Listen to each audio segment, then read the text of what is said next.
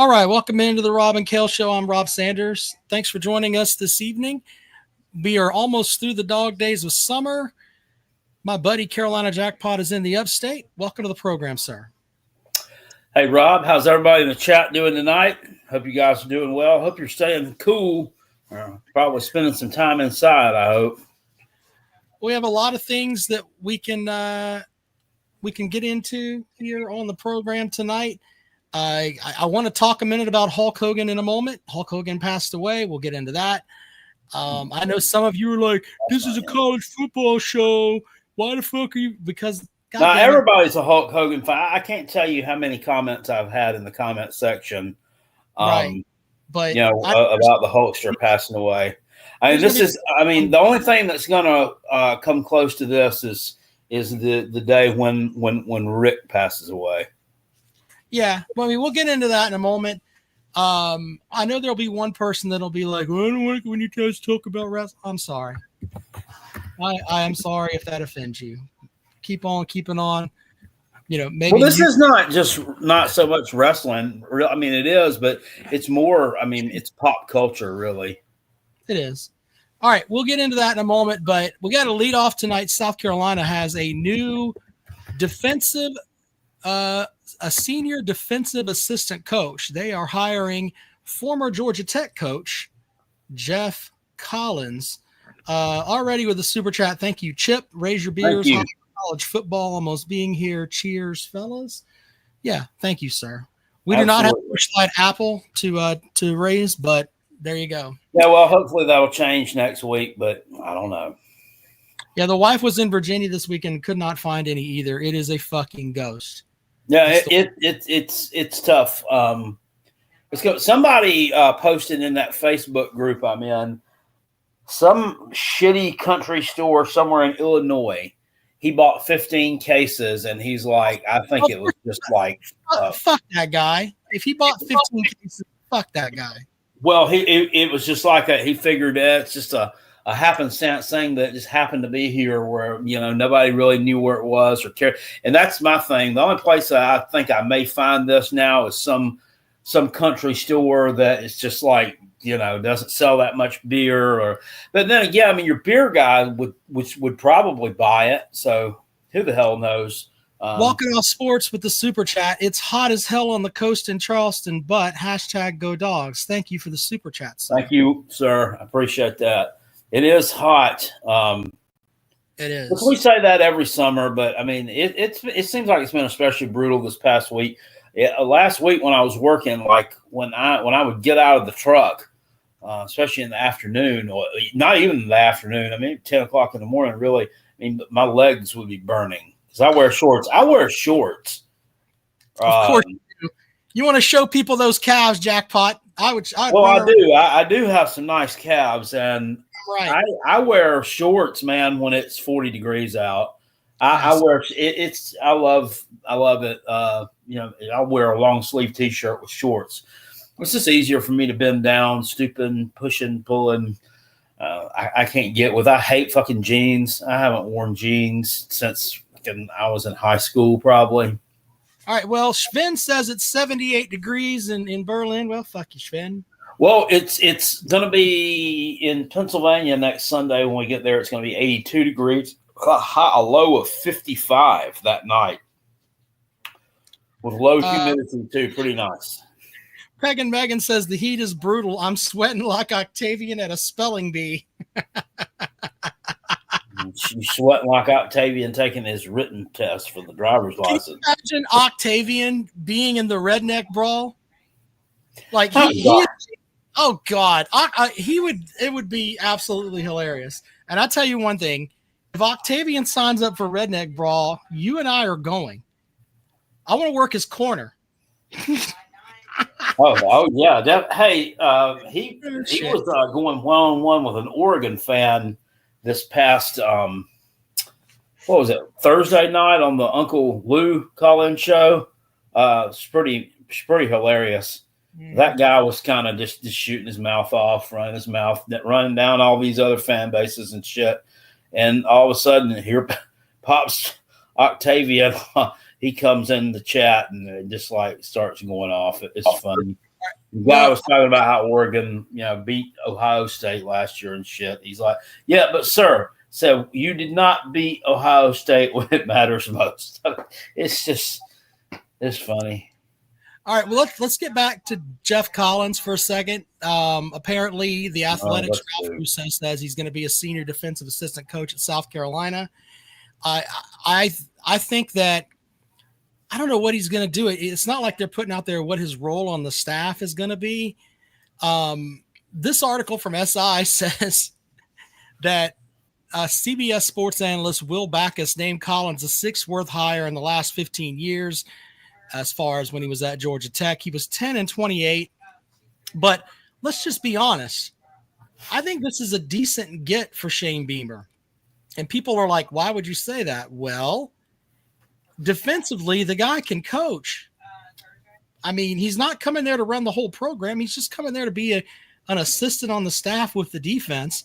You have somebody that has head coaching experience, even though he was the shits, still has head coaching experience. I think this is a good move for South Carolina. I really do. Yeah, I mean, from what I understand, he's a decent recruiter. Yeah. So that's important as well. Yeah, I mean, I don't know if he can coach. We didn't see a lot of it last year at North Carolina with the that defense was horrible. It was historically bad. Well, to be fair, I mean, they had a talent deficit there. And Matt's got a good point there in the comment section. Can he, though? I'm talking about before he went to Georgia Tech. He was very well thought of. Yes, Sven says they were happy with him under Dan Mullen. I heard he was decent.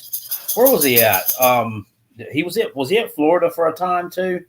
I got to look up his whole stuff on that, but he was here it is. He was defensive coordinator at Mississippi State for 3 years and Florida for 2 years. And he was decent as a head coach at Temple. He had 15 wins with the Owls in 2 seasons. It's a program that had 20 wins under Matt Rule from 2015 to 2016.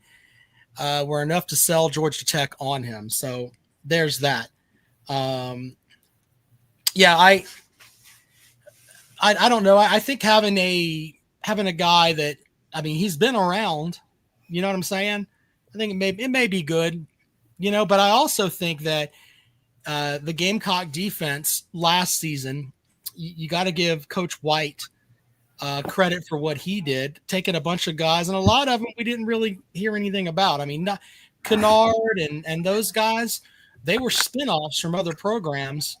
And he molded them into a defense that almost got him to the college football playoff. So if we're talking about, I don't think that Coach White, even if this guy comes in and let's say Collins comes in and is trying to shoot for a job, where I don't know that, but I don't think Coach White's going to let that shit happen. He's got his guys, and Beamer thinks this will add to the staff. And if you're a Gamecock fan, you have to go with the mentality of our coach thinks this is going to help us. So we kind of have to go with it. Yeah, I mean, he's done a really good job of hiring assistants and bringing some stuff together. I mean, notwithstanding the whole Marcus Satterfield debacle. Dowell Loggins was I mean, he was definitely an upgrade from Marcus Satterfield. Right. That's a gentleman who would hard to be a downgrade from him. So, I mean, I like the Travian Robertson hire from Tulane. I think he's doing a good job. Who else have we got? Did we replace? Justin Stepp replaced with Mike Fury. I don't know, man. The jury's still out on that one. We're going to see how that group plays this year, and I'll give you my take on that. But Brock with a great comment here. Having him as an analyst doesn't hurt. If he was a coordinator, I'd feel a different way. But he's not going to be a coordinator. He's just going to be an analyst. Yeah, I mean, look, I mean, there are coaches out there who can't run programs that turned out to be really that good assistants after after they were fired, and then prior to them being paid coaches, they were really good assistants and coordinators and stuff, right? Like, well, I mean, Will Muschamp.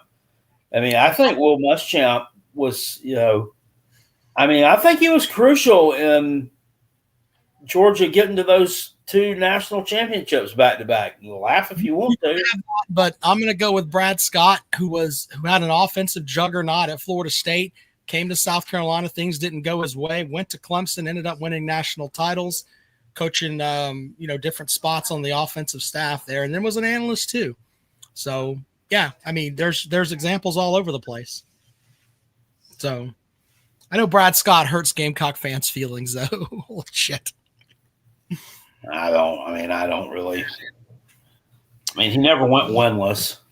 Yeah. One thing. Brad Scott did win the first bowl ever in South Carolina history. So, I don't have any real disdain for him. Yeah, he did. He did his thing. So that's kind of the big news on the front for the Gamecocks. Brandon Kuhn says, jackpot, who do you like better as OL coach, Fat Art Anderson or Lonnie Teasley? Probably Lonnie Teasley. Now, that's another one. That yet another coach who is a great recruiter, everybody loves, but on Saturdays, I'm yet to see it translate. Now, that's what we're talking about. I was reading an article about that kid Darius Gray that's going to be committing, was it August the 22nd or something, and it's down to like South Carolina and LSU as his final two, so everybody thinks. And they're kind of looking at, LSU defensive or offensive line coach. His last name's Davis. They've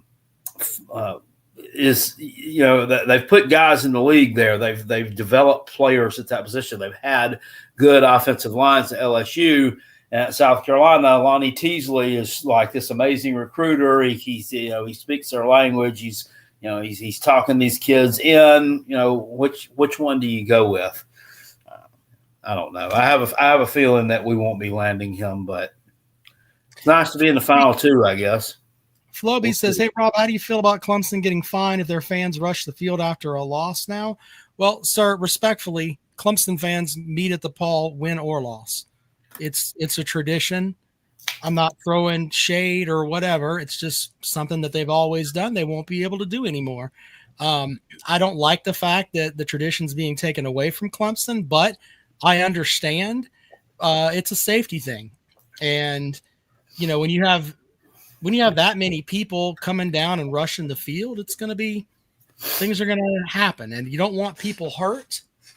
I think rushing the field, It's a classic example of the old adage of a few bad apples spoil the bunch.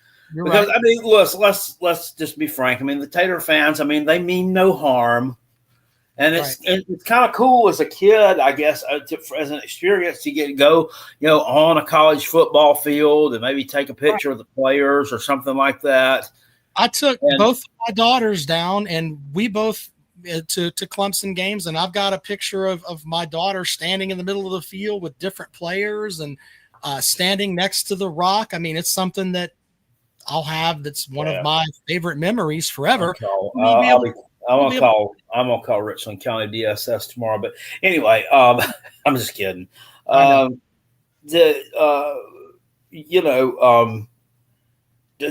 You've got to lay the law down on this stuff, and you can't say, well, it's okay if they do it here, but it's not okay if we do it here. You can't be wishy-washy with that stuff. Of course, those policies have to be applied in a blanket fashion. So Obi says, bro, it's a dumb and stupid tradition. Uncle Lou said it himself. What the fuck would you rush the field after a loss? It's every game, sir. Win or lose. You don't know what you're talking about. It's not rushing the field. You're invited. The way it goes is that you're invited to come to the Paw, and they set a clock. Okay. So when the game's over, the clock hits 0 and then they reset it. I can't remember if it's 2 minutes, whatever. It gives the coaches and the players time to leave the field. All right. And most Clemson fans, if you're wanting to go down on the field, you walk from wherever your seat is down to the where the wall is, and then you make your way onto the field. Until then, there's security there that's securing the field. Everybody pretty much leaves. They lower the goalpost down to the ground so nobody is trying to rip goalpost or whatever. And then you walk out onto the field. and you hang out with your Clemson folks or whatever. It's not a stupid tradition. It's really not. And I know that people are like, oh, rushing the field. That's because you just think of it as, it's just, I don't even know where to go with it. It's just silly. And, they're not going to be able to do it anymore. And it's just something you're going to have to move on. And, people will remember when they actually got to go and do that. And let's think about this for a second. Regardless of what school that you support, wouldn't you like to be able to go down on the field, shake hands with other fans, etc., get pictures of with your kids or your family or whatever next to the bench and in the middle of the field? Wouldn't that be great? Isn't that something that you would cherish forever? Because, I know the stuff that I've got, it means a lot to me. So to sit there and call it a dumb tradition, you don't know what you're talking about, sir. You really don't. Sorry. Anyway, Jackpot. I don't know if Jackpot can hear me. I can hear you. Oh, okay, cool. Anyway, let's see here. Brandon Kuhn says, do you think it was a bad look when Clemson stormed the fan court? It's a completely different thing in basketball. Okay. It was a built-in tradition for football. Rushing the court when we win an NIT game is stupid. That's a bad look. It's a bad look. So silly. Yeah, it's a secondary tournament. Yeah. I can't get with that one. Anyway, Brock says they could take your balloons, they could take your meeting at the Paul, but they'll never take away your tradition of Clemsoning. Yeah, winning 10 games a year on average, winning, over the past 10 years, we won 11 games a year. That's Clemsoning, sir. You're right about that. Yeah. Anyway, you want to talk about Hulk Hogan for a second? Sir? Can we talk about Hulk Hogan for a second? Let's talk about the Hulkster. So Hulk Hogan passed away, what was it, Thursday? Yeah. And growing up, man, the Hulk was like, that was a big deal, man. He literally was a pop culture icon. I remember as a kid, the rocking wrestling and all of that stuff. But, here's the thing. You can appreciate what he did on the field, or not on the field, in the ring. There are people that were upset that there was a recording of him saying some derogatory remarks about how he didn't want his daughter dating black men.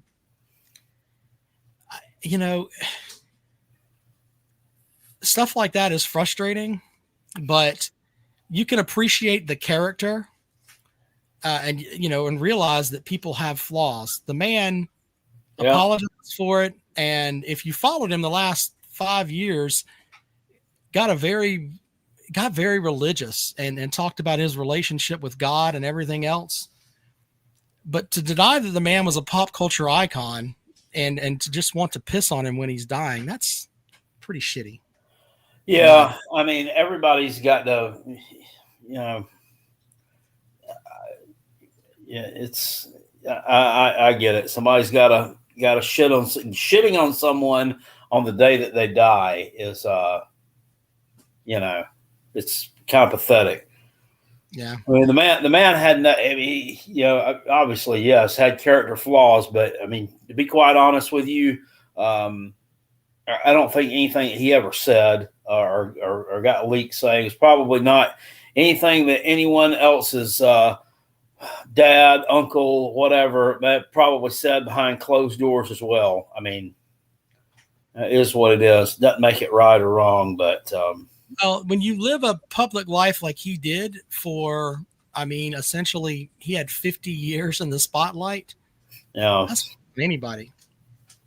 Hard on anybody. And you can't be. You're supposed to be. He's supposed to be a man of the people, I guess. So I can understand that being a bad look. But hey, Tiger Red Doe makes a good point. He said in the South where he grew up, he was more exposed to Nature Boy than Hulk Hogan because the NWA was all over the South. Yeah, I'm kind of the same way now. Where I started getting exposed to that was when I was growing up. We had a satellite dish, and we had like a descrambler or something on the satellite dish because at first, when we first got the satellite dish, you could pick up like any damn channel in the world, and then they scrambled a bunch of them, which was just bullshit. But my dad bought a descrambler to unscramble the fucking scrambled channels, and I would watch the wrestling on USA. I think it was that it came on. It was like prime time wrestling or something. I think on Monday nights they had a show on there. They had like WWF Wrestling Challenge, which I was able to watch in like a couple of different languages. So that was pretty cool. And then I would watch them whenever they would have Saturday night's main event. It was always cool whenever Saturday Night Live would get preempted for that. And I'm like, why can't they just do this shit every week? Saturday Night Live. I'm like, I want to see some more Jake the Snake Roberts.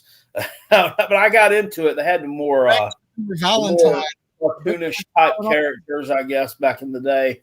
While the wrestling around here, the traditional Southern wrestling was more storyline based and a little bit more in the ring action, I guess. Well, there you go. If you want to talk about Hulk Hogan, I know most of us living in the South are Ric Flair fans. I get that.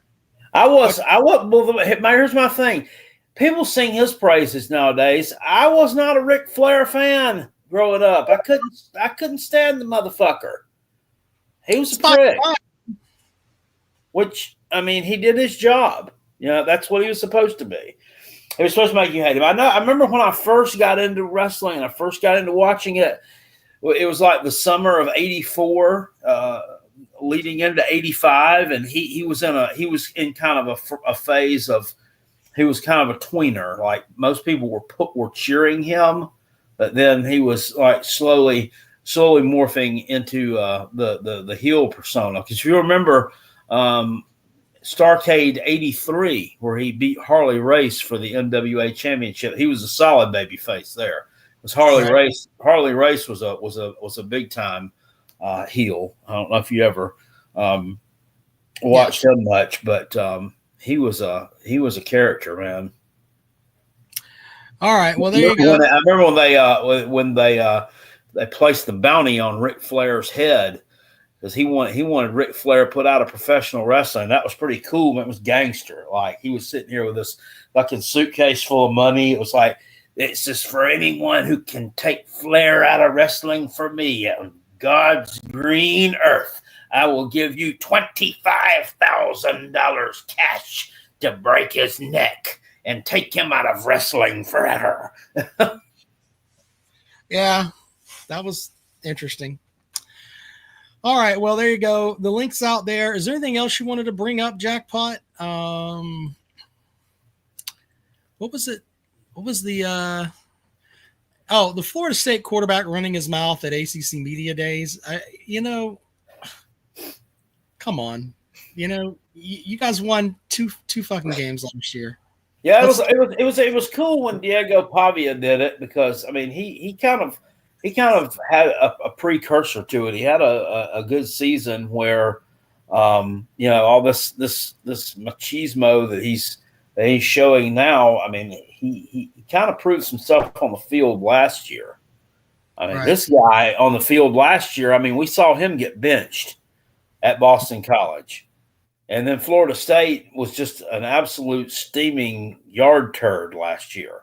So neither one of them can talk shit to anyone. I don't know if you caught Mike Norvell there. You didn't go to this, did you? Rob. Can y'all hear me?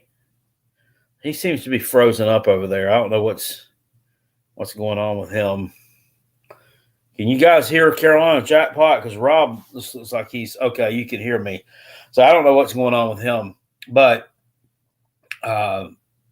Mike Norvell at ACC Media Days was he was a mess. He was up there.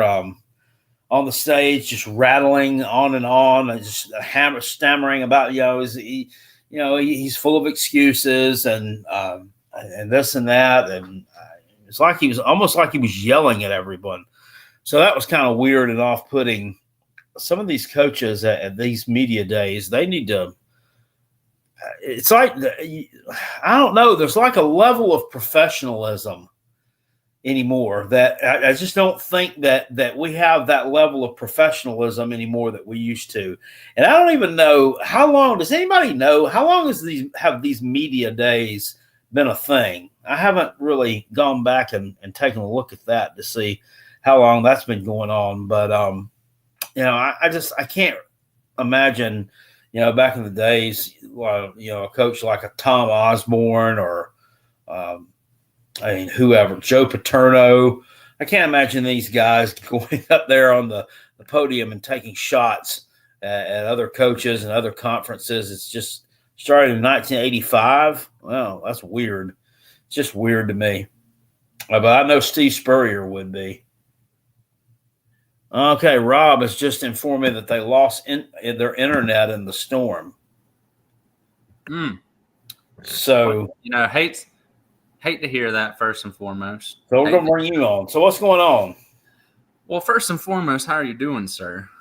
Man, better than I deserve. Well, damn it. I wish I could achieve that myself, sir. But until then, I'm going to keep pursuing. But I wanted to bring a couple things on. I know Rob's gone, but I think you might be able to answer this question too. I think he should be able to get on in his phone. Yeah, on his phone. He'll be back in a second. But I wanted to pose this question here, Cale. Do you think Clayton White is as important to this Gamecock team as Brent Venables was to those Clemson teams when they had their run?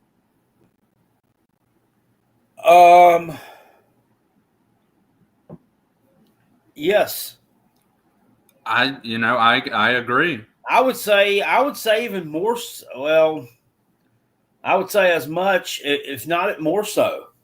I agree, and that's why I'm happy about. I know a lot of people are. It's kind of up and down on the reaction I've seen for the new hire of Jeff Collins. But what people don't realize is Jeff Collins is coming in and taking a position that Clayton White, the DC, was coaching. Clayton White was coaching the inside linebackers for the past, how long has he been there? 3 years? 4 years? 4 years. He's been the inside linebackers coach for 4 years. And if I believe he's as important to this team as somebody like Venables is, and you believe that too, why wouldn't we try and get this guy to just place his whole focus on the defense rather than him having to split any time between, position groups? Yeah. So that's the way I've seen it. I could give a shit less who they hired, to be quite honest. Billy chimes in. Venables has a couple of natties. Well, I mean, nobody ever said that he didn't. Okay. Billy, did you have breakfast? How would you feel if you didn't have breakfast this morning, Billy? Can you type that in the chat? How would you feel if you didn't have breakfast this morning? While he's working on that, though, I do believe getting Clayton White to put more of his focus on the defense as a whole. I mean, who knows how much time he had to spend with the inside linebackers. I imagine he met with them every practice, though. Mm-hmm. So just like I said, just getting him out of that room and allowing him to enter every single room more often and get his fingers on that defense, I think is in itself going to be an improvement regardless of if it's Jeff Collins or not. You know what I mean? Well, I had some pretty good ones last year. Demetrius Knight, and you had Debo Williams. And those guys did a really good job. I don't doubt that. I don't doubt that. And the thing is, as the DC, Rob, you're really laggy. Yeah, what's up, buddy? Yeah, sorry. There you go. I'm on, my friend. Yeah. Okay. You got to reset that router, brother. You guys do your thing. No, man, it's damn. We had this lightning or whatever, and it's just thrown everything off. So. Damn. Well, that's that's crazy. Yeah. Yeah. I hope y'all are set. Y'all safe though. Oh yeah, everybody's fine. It's just Okay. It's Well, did you hear the question up? Well, I'm not. I'll let you get back before you. I'll ask it again when you come back. Okay. But KO, I see what you're saying. I mean, go ahead. Yeah, I wanted to know if you think Clayton White is as important to this Carolina team as Brent Venables was to your Clemson team. You have to let me think about that one. It's kind of I mean, there were times where I didn't think that White's defense was as good as they were last year, but I mean, I think Jack Powell will agree with me on that. He didn't have the best defense ever all the time. That's true. No, I think the only thing he's been consistently great at are turnovers. I believe, don't quote me on this, but I believe this is a true statistic. And this is really be the only thing he's really been consistently good at is since he's been hired, I believe South Carolina leads the SEC in forced turnovers. So look, I'm not shitting on Clayton White. Let's make sure that that's out there. I'm not saying comparing him to Venables is kind of an arch for me. I mean, I'm just talking about importance to the team. Importance to the team, Rob. You know what I mean? Well, I mean, I can also remember there were some times that White had a defense that gave up a ton of points. I mean, they kind of treaded water a little bit. Even the year that they beat Tennessee and Clemson, I mean, I think that was led by the offense, in my opinion. I mean, Tennessee still put up 35, and then Clemson had 30. Yeah, I mean, Rob, you're freezing up a little bit, buddy. I don't know. Thomas Dana Young from Facebook with a dumb comment over here that, well, not a dumb comment, a true comment that Brent won conference championship and national championships. Nobody ever said that he didn't. Nobody ever said that he didn't. We're talking about one versus. Is this guy as important here as this one was here to this? I mean, I understand that comprehending things is dumb for mutators. So you might want to pick up the hooked on phonics or something there if you want to try to understand, okay, or at least listen to the entire fucking argument. Yeah. Before you spout off some dumb shit. Once again, I know that's hard. Right. Well, I'm not shitting on Clayton White. Okay, so let's make sure we put that out there because I think that he came from, what was it, Western? It was Eastern or a directional school in Kentucky. Baby. Hilltoppers, baby. WKU. Yeah. You have to.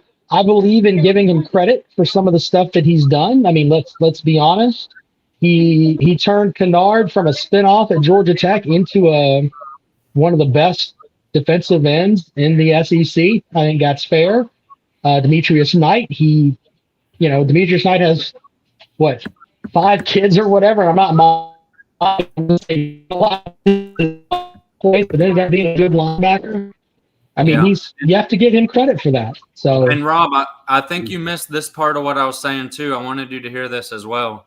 The reason I was bringing that up is because I could give two shits less if it's Jeff Collins or if it's some, I don't give a shit who it is. But he's hiring in as an inside linebackers coach, and that was a position group that Clayton White was the assistant coach for in his tenure. So I believe personally that this is going to allow him to, not much time, but at least an hour a day. I mean, is going to get spread around the defense. He's just getting his hands more and more on the scheme by freeing up that position group for someone else to coach. That's why I'm more happy. Like I said, I don't know if it was Jeff Collins or not. I don't think it's a bad hire. So let's just, Matthew, I'm sorry I missed that super chat, but I appreciate it. He says the crybaby stuff from these coaches is annoying. Yeah. We need games to start. Agreed. Somebody else up there also asked me, did the running back for South Carolina get eligible? Yeah.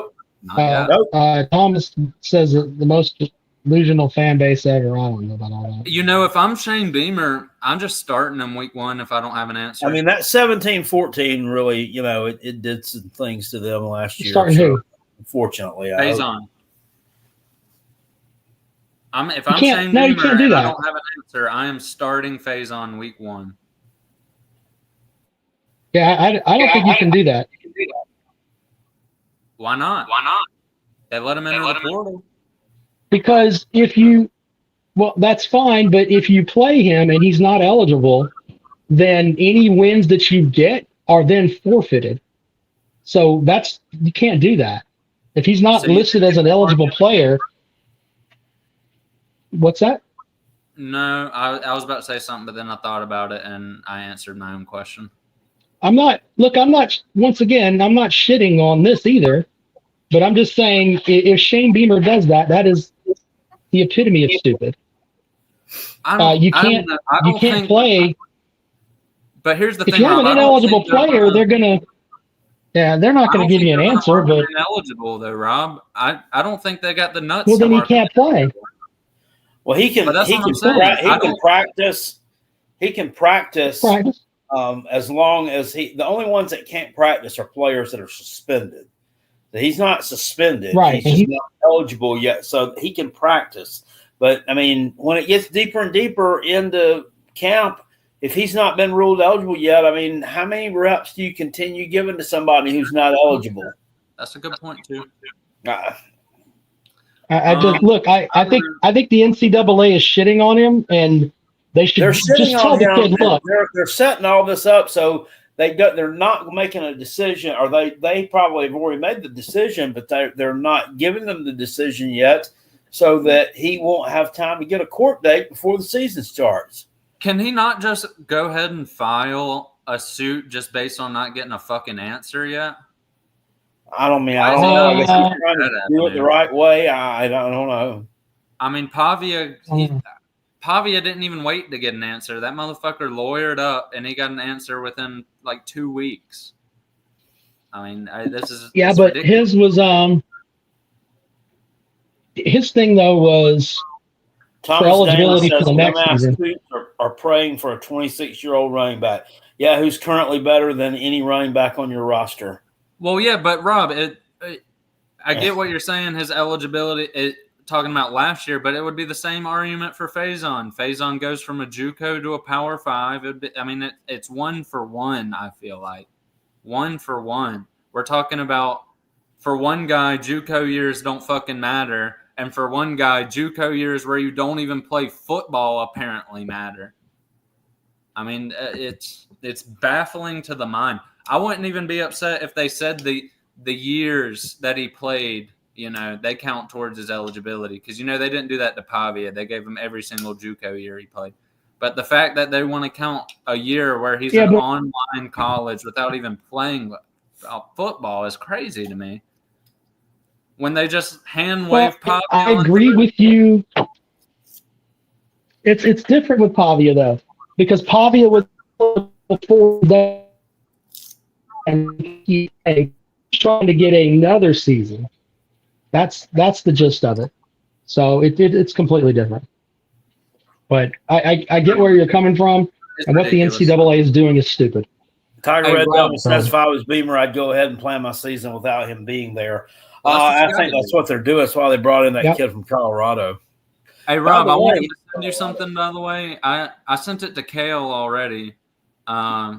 They got some sort of something in those Cal Golden Bear Gatorade jugs. All right, I'm gonna send you something to your phone if you can throw it up. But this is one of the most absurd things I've seen in off season. It's gonna be a second. Let's read. Jackpot, can you read Seth's super chat there, sir? Seth says, "Hope you guys had a good day. Do you think Lenoris can get to 25 passing touchdowns this season? Go Gamecocks." Yeah, I mean, how many did he have last year? Is it like 18? I'll look it up. Yeah, Sammy had last year. I think they're going to have more designed runs for him in this school offense than they have. But I think those wide receivers are going to take a step forward, big time. And I like that transformation of Nick Harbor, what we saw from him in the weight room. I mean, he put on some damn muscle. That should definitely help him with the physicality part of his game, which was lacking. But hopefully it doesn't slow him down any. Yeah, I'll send those to you too. Yeah, he can get to 25, I would think. It's not that big of a stretch. No, it's not. And like I said, Mike Shula, he's going to dial up some special stuff, man. He's going to dial up some special stuff. So, Lenore Sellers, I don't think I've said this on the show yet. I don't know if you are familiar with this, Kale, but did you know Lenore Sellers is one of only 3 freshman quarterbacks in college football history to have at least 2,500 passing yards and 500 rushing yards? The other 2, do you want to try and guess the other 2? They're modern players, or I can just tell you. Was it Woody Dantzler, one of them? 2,500 passing and how much rushing? 2,500 passing and 500 rushing. Johnny Manziel one? Yeah. That's one. So there's one other one? I think it's got to be Woody Dantzler, right? No, it's somebody I don't think you'll get. It's in college football or the SEC? College football. And they're modern. They're modern. Both of them are modern.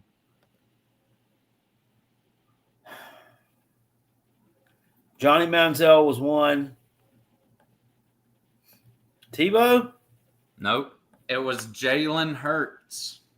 Oh, okay. Jalen Hurts, Super Bowl winner. He's apart from Manziel's NFL run. If we're only talking college resume, he's in some good numbers. But if we go outside of that, you kind of got to discount that Johnny Football one. But that Johnny Football freshman season was magical. I'd imagine that dude probably had 3,000 passing yards, to be honest. He won the Heisman, didn't he? Who's that? Johnny Football. He won a Heisman as a freshman, right? Yeah.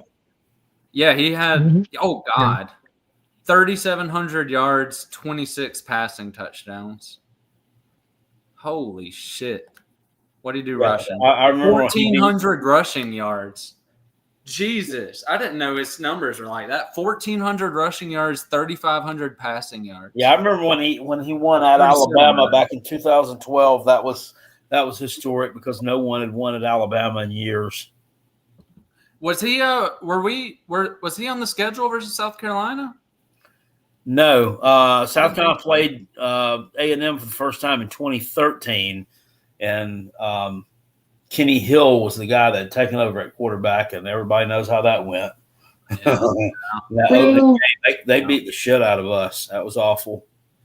Yeah, I do remember. Well, and then they proceeded to beat the shit out of us a couple years after that. I remember. All right, I think our internet came back, so I'm going to come back in just a second. I'll be right back. Okay. It was 2014.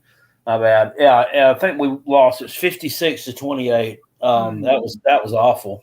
Was that the Lorenzo Nunez game, or was that the McElwain? No, Dylan Thompson was the quarterback then.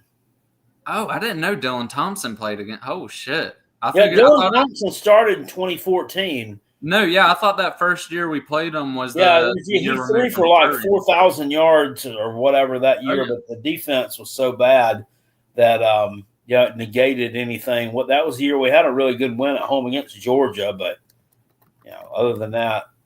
I want to say he was I just looked it up. He led the conference in passing yards, as a matter of fact. Who? Dylan Thompson that year. I don't doubt it. 3,500 yards, 26 touchdowns to 11 interceptions. He was only 2 off of the holy shit, I forgot about this dude. Blake Sims. Blake Sims had 3,400 yards and 28 touchdowns. Yeah, I remember that was the last time we played a game at Auburn. I think we lost 42-35 at Auburn. That was a heartbreaker.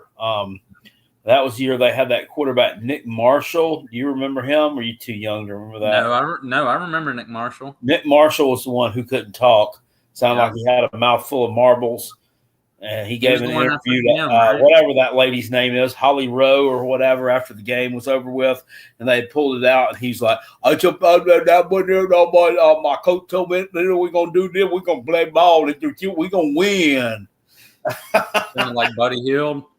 You ever heard Buddy Hield do an interview when he was at Kansas? Yeah, that's what it was like. Yeah, that's hilarious. But man, fucking, what are we? 4 weeks away. We got NFL football in 4 days? I think is the first preseason game. Yes. Holy shit! It's around the corner, Kale. Can you believe it? Yeah. Matthew with another super chat. He says, "Love you, Kale. You hear about Deion's press conference tomorrow? His medical team is supposed to be a part of it." Yeah. There's rumors going around that he may have cancer. Ooh. And that he may be stepping down tomorrow. Okay, hold up. If it's true, I take this back. I'm smelling some Urban Meyer in this, though. His sons are gone. I called he was going to leave the year his sons were gone. I take it back if it's true. I apologize for this statement. But I'm smelling a little Urban Meyer in this, Kale. What do you think? I mean, I don't know. I mean, if that's true, I don't know why he's waiting until now to do it. I mean, because it's leaving him in a pretty bad situation, really. Yeah. But and who's going to step in and take that job? I understand they're probably going to want to be big spenders. I mean, Colorado is either Dabo or Nick Saban, probably. Dabo or Nick Saban. I think they go after somebody like what's his name? Oh, I can't remember the dude's name. It'll come to me later. But either him, I'll think of him later. But I wouldn't be surprised if somebody like a Garrett Riley or something like that, you know. That would make sense. I mean, he has been in the Big 12 before. Yeah, surely he's got to cash in this year too. I mean, if you look at the prospects of that Clemson offense after this year, I don't personally think there's a crazy probably going to be hot dog water. And that would fit. I mean, that would fit. With Riley, and plus, right now, I mean, it's an attractive job right now. Yeah. So it would be a destination job for an up and coming coach right now. Mm-hmm. You're exactly right. Deion he did that. I mean, he did make it more of a prestigious destination for sure. Yep, and that's what I was going to say. They I said this probably a year ago when I called he was going to leave. I thought they were going to get Cignetti, but. I mean, Colorado isn't going anywhere. They're spending money. They want to be relevant in football again. Well, Cignetti, man, boy, that would be a complete 180 from what they've got right now. Yeah, well, yeah, you're not wrong. Probably first thing you do is put Kennesaw State up on the schedule too. Make sure. Yeah. Earlier. Edward Nussbus Driver had asked me if I thought what I thought about Norris Sellers being picked first team All SEC over Nuss. I don't, I can see it. Nuss touchdown to interception ratio is a little bit low. Plus, Nuss doesn't have the mobility that Norris Sellers has. I think that's what sealed it up for him. If Norris had been picked second. I mean, would that have been, necessarily some kind of cause for concern? No. Would that have given Norris some kind of fuel to the fire to prove that he was the best? No, I don't think so, because I really don't. I don't think those players. I don't think that they revel in those kind of accolades the way that we think that they probably do.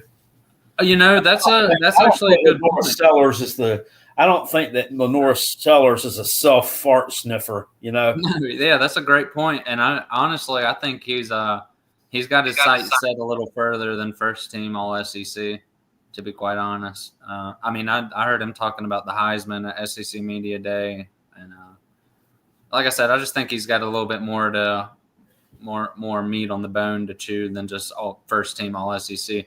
But what you also got to consider about that is, I understand the year Nuss had, but are you going to honestly tell me that Lenore Sellers behind that LSU machine of an O-line isn't going to outperform Nussmeier? I mean, I don't think you lose a game if you have Sellers last year with that O-line. I mean, you had Kyron Lacey, the skill positions, you had a running back, everything was there to make a great quarterback. All you had to do was not fuck it up. I mean, shit, he was basically Stetson Bennett. I mean, I think if you put Sellers behind a team like that, you get Johnny football numbers, That's just my personal opinion. I mean, he's dynamic. He's more Pro Football. I've said this a couple weeks ago. Pro Football Focus had him rated as like the number 2 deep ball thrower in the country. And he had, I think it was something absurd, like a 68 or a 72% completion rate on passes 25 yards or more down the field. Yeah, Brandon says, if you heard anything about that chatbot, Beamer said, don't forget to watch the Gamecocks on Netflix. Must have a show starting. Yeah. Yeah, there's a documentary about the SEC coming out. I believe it's like a week or two before the season starts. That's going to be good.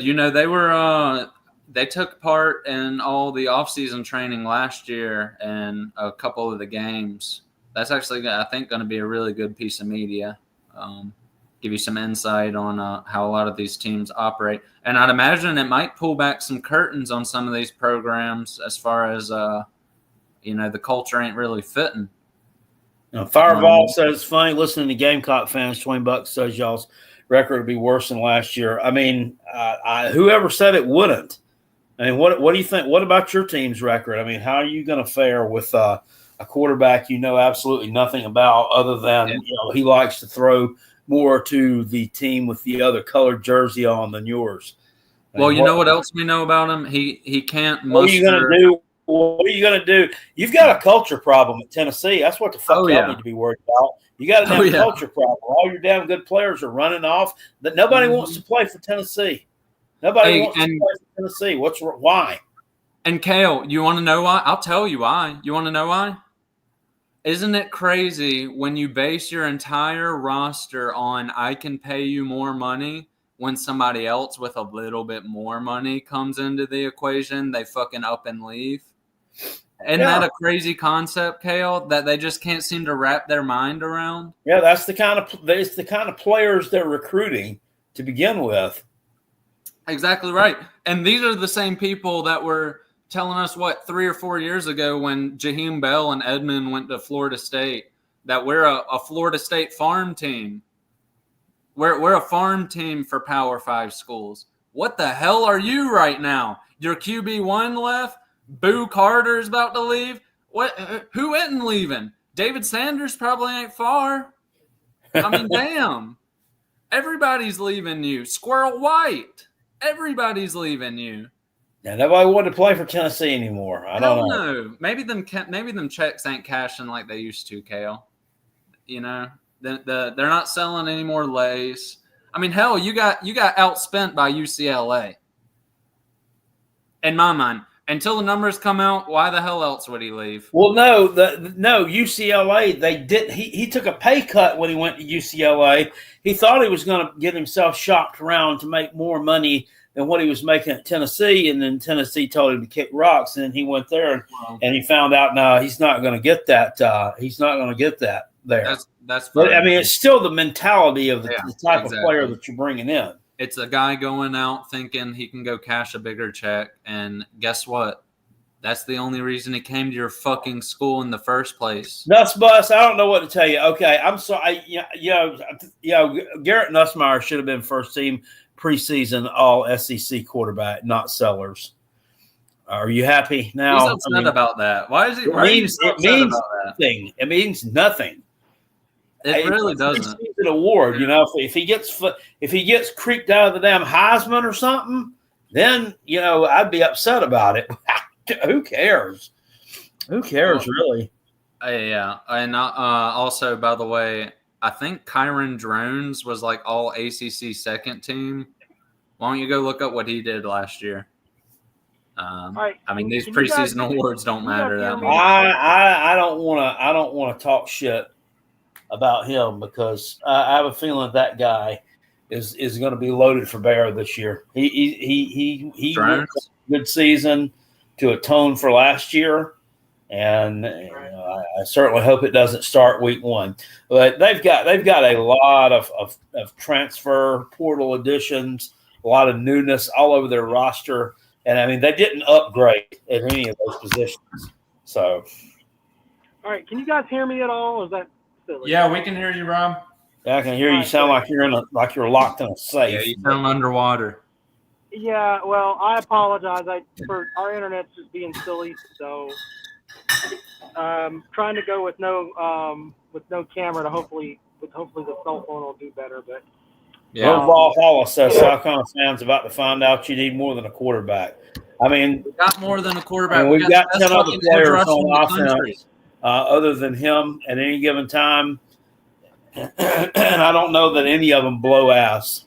No. So These guys need to Well, understand. look, Go ahead, Rob. I think that, and I don't mean to interrupt, but I think Jackpot's correct in let's not talk shit about this kid from Virginia Tech. Jackpot hates this term, but this is Virginia Tech's Super Bowl. Look at the rest of their schedule. It is dog shit. This is their Super Bowl. And you are going to get their absolute best shot, and their coach is coaching to his life.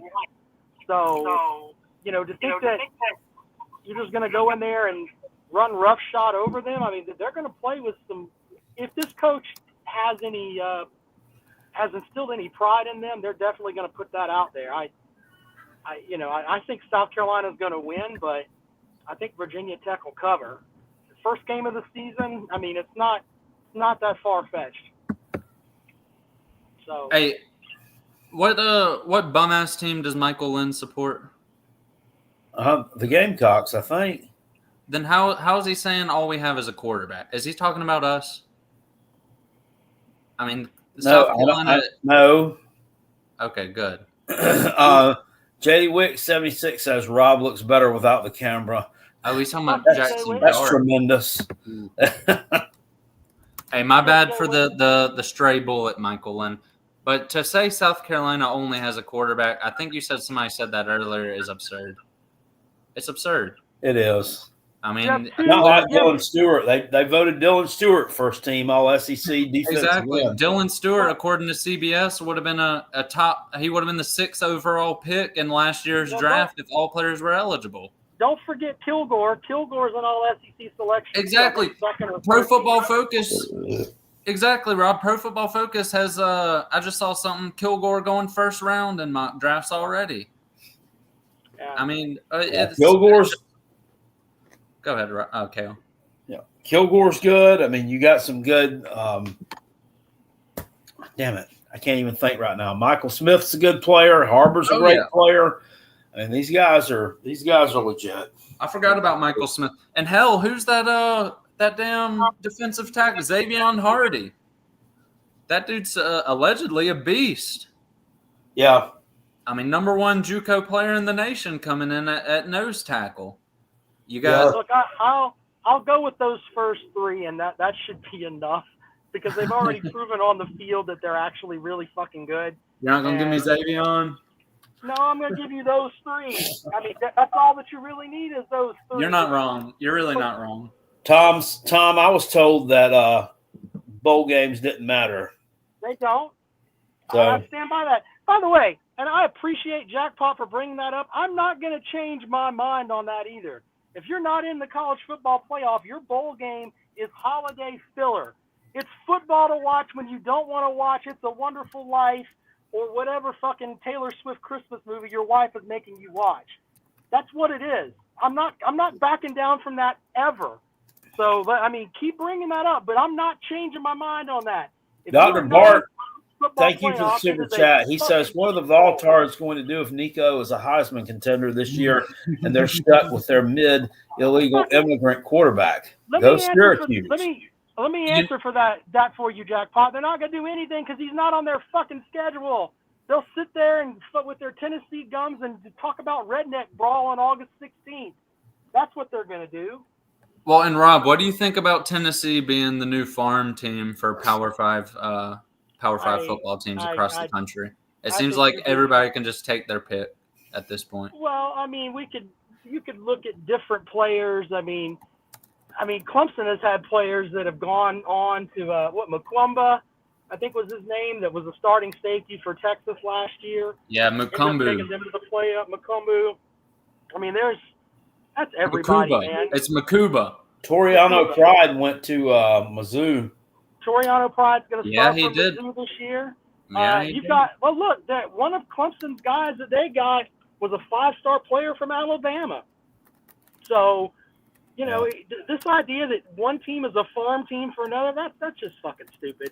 There are players that transfer all over the damn place. So, Rob, it's not stupid when you realize these are the same fucking schmucks that are calling us a farm team for losing 1 to 2 players a year, and yet they're hemorrhaging their roster now, and we're not losing anybody. It's a bit of a facetious comment, but in the context of what I'm saying, it certainly applies to the Tennessee fans. Fair enough, but I just think that everybody has, with almost with the exception of Clemson, I mean, you're going to have 5, 6, 7 guys come in from the portal on a lot of teams, I think, going forward. So, yeah. Well, and that's another pro that Beamer needs to get. The past, we'll say. I don't know. We can go 3 years back. He's been there 4.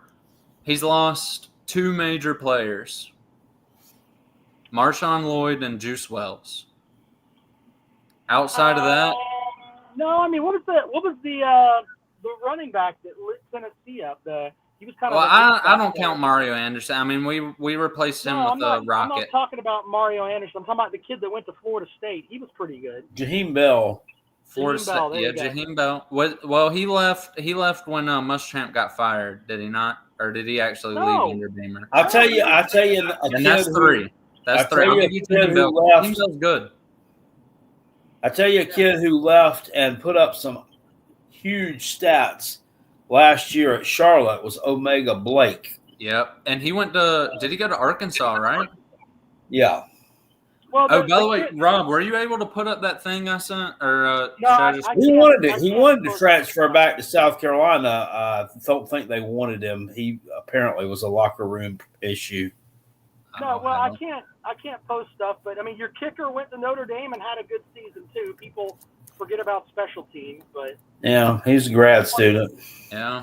Well, hey, to be fair, actually, he declined last year. To be fair. He didn't have a great year last year. He declined in stats, and also he got hurt. I mean, that's what playing in the cold weather was. No, he wasn't a bum. I mean, we had a bum at kicker. He wasn't a bum. Yeah. But let me see if I can pull this up. Maybe if I can. I don't I can't share stuff with my current setup here. That's fine. I'm gonna show it on my phone. Okay. Let me take my green screen off. Here. Check this out, y'all. So this is a transfer, an Arkansas wide receiver who transferred to Cal. All right, I want y'all to see this transformation. This is 6 months in a weight program at Cal.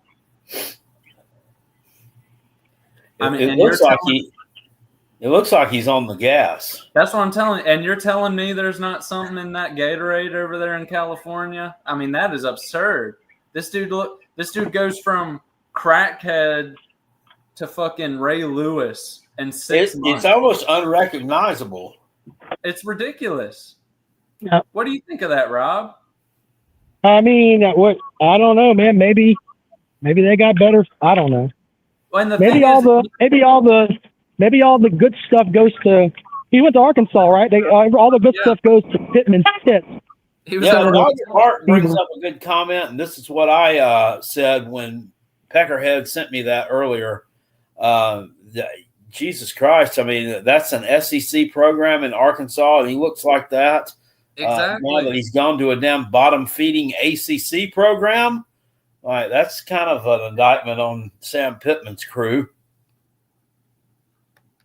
And that's what I said when I sent it. I think he's on his last leg. I don't think he makes it to the end of the year. I mean, I don't see Arkansas. They might not even make a bowl game. Let's just be honest. Who can you even name a single player on Arkansas's team? I don't think I can. I know their quarterback, Taylor Green. Taylor Green, yeah, he's actually pretty good. I'll give you that. Outside of that, I don't think they're bringing a lot in the skill position. I don't think they're bringing a lot on defense. And Pittman, arguably the worst coach in the SEC right now. Yeah, the only W he scored anytime soon lately has been he did lose some weight over the summer. He's not quite as voluptuous as he once was. I heard that Brett Bielema lost some weight too. Did he really? That's what I heard. I heard he's trimmed down a little bit. He must be drinking them 0-calorie beers now, because he likes to get drunk and get on Twitter. He must be. He's training for the fight with Beamer. You know what? Hey, if Beamer stays his distance for a little bit and tires them out, I think he could fuck him up. Realistically, I think he could fuck him up. Bielema's too big. He's gonna get tired. I would have liked to see him get nose to nose at that point. I'm not saying I wanted to see him fight, but get nose to nose. I mean, Beamer was pissed. Bielema was pissed. It just made for good entertainment. You know what I mean? Yeah, Bielema reminds me of one of those people he's a fat guy, but he's got good cardio for some reason. Like I feel like he might be able to last. Well, hell, didn't he play in the NFL? He played in college at Iowa. I don't know if he played for the NFL. Either way, I mean that's probably where he gets it from. If he gets a hold of Beamer, he's going to eat him. Let's not forget Shane Beamer. Doesn't he have Holder experience? I mean, he's a D1 college football player in his own right. Granted, it was a little Drew Sweeney situation, but he was a long snapper, wasn't he? Was he a long snapper? I thought he was a holder. Yeah, well, he might have been though. Either way, it don't matter. I mean, he's not a big guy. Exactly right. It ain't. Like I said, it's a Drew Sweeney, or who the hell was it? Will Sweeney or Drew? I think they were both on the team, weren't they? Were they both? I wouldn't doubt it. And they always made a mention. Beamer's really 5'6". He's probably 5'9", 5'10". I bet he's taller than that. He's not. Not big. He is. Shane Beamer's height is not publicly available, apparently. Well, how the fuck does that make sense if you play college football? Well, that's not what I was. Let's go find an old Virginia Tech roster and look it up. Yeah, I think like 98, 98. If Bielema got a hold of him, he would literally eat him like fucking Pac-Man. So, what's ChatGPT say? Surely it's got an answer. There is legitimately no reliable source online for his height. I mean, that's baffling to me. I'm not saying he's a huge man, but 5'9", 5'6" is definitely harsh. 5'9" seems a little harsh. I bet he's probably he's not 5'6". We're not talking about Tattoo from Fantasy Island here. But other than that, I mean, it's even though we're so close to college football, it kind of seem that like the storylines are kind of winding down right now. Yeah, I know, but I mean, if it turns out Deion Sanders has cancer and he's stepping away, that's going to be a huge storyline tomorrow. What time? See what time is this damn presser? I got to find that out. Is it just kind of going around the internet that they think that's what's going to happen? Like, what's the? It's one of the rumors out there. I mean, that would be crazy. Let's just be honest. He's lost a lot of weight. He's already had those issues with his toes. Yeah. Stuff. Well, that was diabetes or some shit, wasn't it? Yeah. What's up, Eric? Eric, the Zoo Man's over in the comment section. Hey, but these Tennessee fans are getting a little talkative. By the way, Navy guy, tell me who your quarterback's going to be next year. Just go ahead and type it in. Let me know. We can compare quarterbacks. All right. Ready to take Jackpot. Who's a Gamecock will surprise people this year like Leggett in 2023 and Kennard? I think Mazio Bennett's going to have a big year. You know who I think, Rob or Kel? Who's that? I got two options. I think it's going to be either freshman Donovan Murph or it's going to be Michael Smith. I think Michael Smith could be the best tight end in the SEC this year. Yeah, Michael Smith could. I mean, I think he was a top 50 national. Oh, you think he could be better than the great Oscar Delp? Oh, yeah. I mean, Oscar Delp kind of shit the bed last year. Let's just screw that guy. He shit the bed a little bit last year. I think he's going to be better than Oscar Delp. I think Oscar Delp really fucked up by not – where'd TRD go? I think Oscar Delp really fucked up by not coming to the Carolina. I think that those years he spent under Bowers didn't do him as good as he thought he would. You know, he didn't get the play time he deserved. You're not mentioning the person who I think is going to have the best year for South Carolina, Luke Doty. He knows that play left, right, and center. Hate Luke Doty. Listen, I wouldn't be surprised if Luke Doty doesn't even play a snap outside of special teams. I cannot. And that photo, you remember that photo I sent you? Yeah. He looked like a damn O-lineman, didn't he? That motherfucker looked huge. I saw on a message board, Luke Doty announced he was coming back, and there was a whole list of Gamecock fans that were like, "Why? Why are you coming back?" It doesn't make sense. Maybe he's just having fun. College forever, damn it. Hey, talk about a crusher. This dude goes out of his way to put on Instagram he's coming back, and his own fans are kind of like, "Why?" You know, TRD, if you had a chance, though, to travel to every single – let's just say it's Clemson.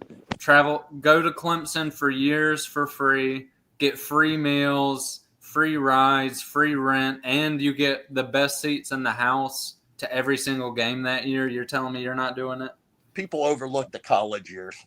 SEC lockdown football says everyone is sleeping on Jacobs. Kid was injured last year. He's talking about Dre Jacobs. Yeah, that guy, he looked good. I mean, in the action that he had. So yeah, you got a point there. I was thinking about him yesterday. By the way, I'll answer. Navy guy says Miles Kisselman will be the best tight end. Who? If that's the Tennessee tight end, he has a G5 quarterback who couldn't even make a bowl game throwing it to him. So I highly doubt. I don't care if he's the best tight end in the country. You got Joey Aguilar throwing him the rock, buddy. I'm not understanding the smack talk by Tennessee fans. I mean, personally, they're weak tonight. I just don't get it. And I wanted to answer this question because some people were asking why Doty is available, but Faison isn't. And I do actually know the reason.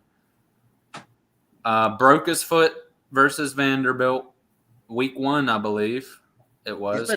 No, his foot got broken. Somebody stepped on his foot. I thought it was a week 1 he broke his foot. No, he broke his foot got broken the first day of fall camp.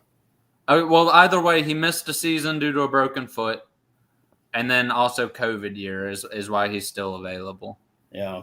So he's this will be his last year of eligibility, surely, if he doesn't get injured, I guess. I hope so. Eddie, thank you for the super chat. He says, Rob, Kell, and Peckerhead. We had a 5-game run a few years back, now 2 or 3 overall. We way behind, honestly, with the new college football landscape. Is South Carolina going to be more competitive year and year versus Clemson? Have a good night. I mean, I think so. I mean, especially if they keep doing what they've been doing in the portal. Well, listen, South Carolina has embraced the new landscape eons better than Clemson has. Apart from last year, and I think you'll even agree to this, TRD, let's just be honest. South Carolina, just based off the portal alone, you could say they've approached this new era of college football in a better way. I mean, everybody has except us in the service academies. I mean, that's the point I'm making. Yeah, not really Clemson that hasn't embraced. I know a lot of fans that are like, "We need to do this." Dabo he'll bend, but he won't break. He won't do it. Well, Fireball says it's gonna be funny when we win 10 games with a group of 5, Joey, and y'all are gonna be. Yeah, I can tell you're not winning 10 games this year. You can go on ahead and bet me on that if you want to. I'll take $50 straight up.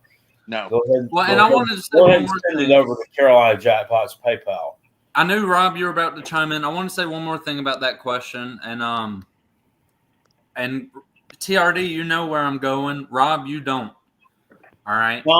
Tom says, I was honestly impressed. South Carolina held on to Sellers. I figured he would portal out for sure. Yeah, everybody's not all about the money. No. When you recruit players who want to be at your school, they want to stay at your school. He's getting developed, and he's where he needs to be. You're listening. You're listening to too much sports talk, Jay. You've been eating it for breakfast. Like I'm saying, when you recruit players who want to be at your school, they tend to stay at your school. But I also wanted to say this, Rob, especially for considering competing with Clemson year to year to year in the future.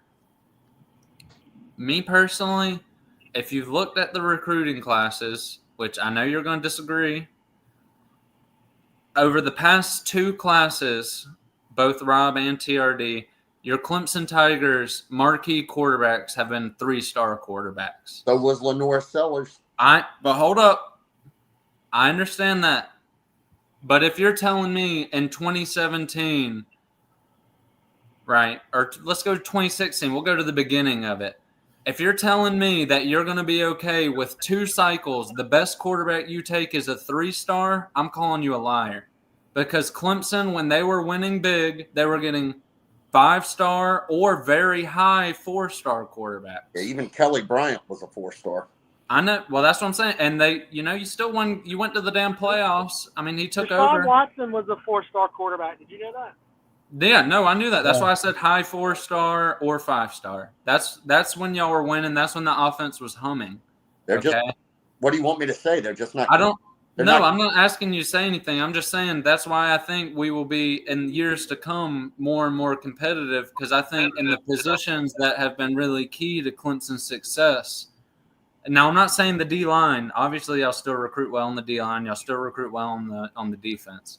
But as far as the offense, really outside of last year where you got Westco and whatever the fuck that other guy is. TJ Moore. Yeah, TJ Moore, you could argue the wide receiver room was kind of facing the same thing where you couldn't really get an established guy. But then you got those two. I agree. But the quarterback room, I mean, you're 2 years running with 3-stars, and you're about to go to Facina, who I think is on his last year of eligibility, if I'm not wrong.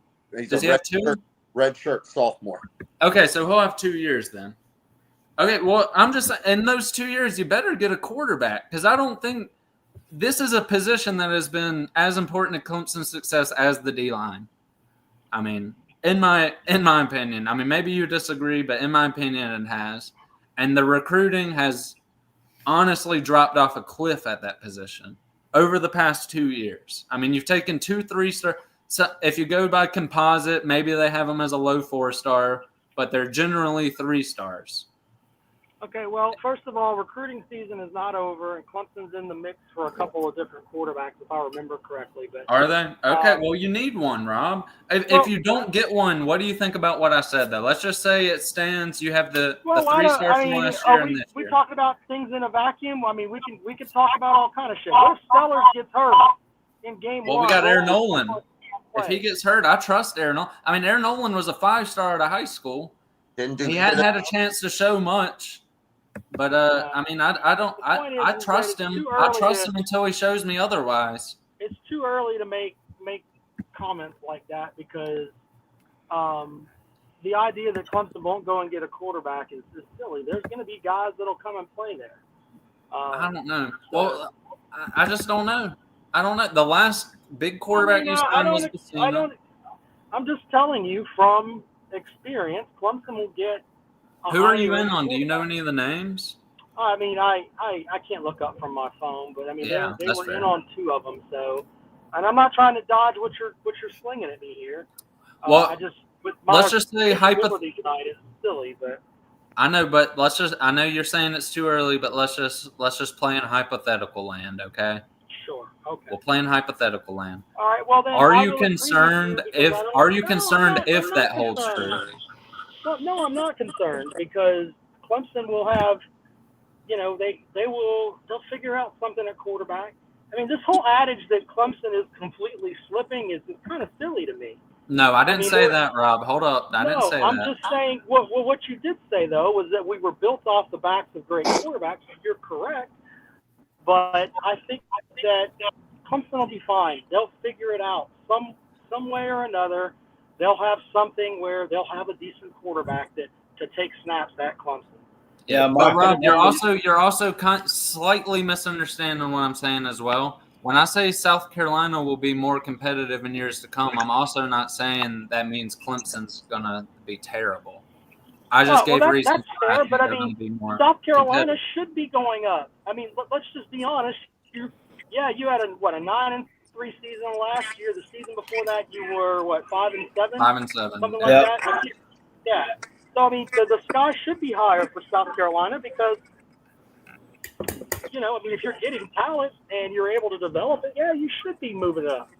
Okay. So, let's see what Chris from Georgia. What's going on? You're on mute, Chris. Hey, what's up? No, you guys were just talking about Tennessee's quarterback situation. I mean, doubting Heupel to be able to figure out the quarterback situation is just a little silly at this point. I mean, last year you're sitting here saying, "Oh, what's he going to do with the quarterback?" I mean, we made the playoffs with a quarterback that threw 19 touchdowns, and most of those were in goofball games like NC State and Kent State. I mean, he's the number one quarterback. What did he do with Milton?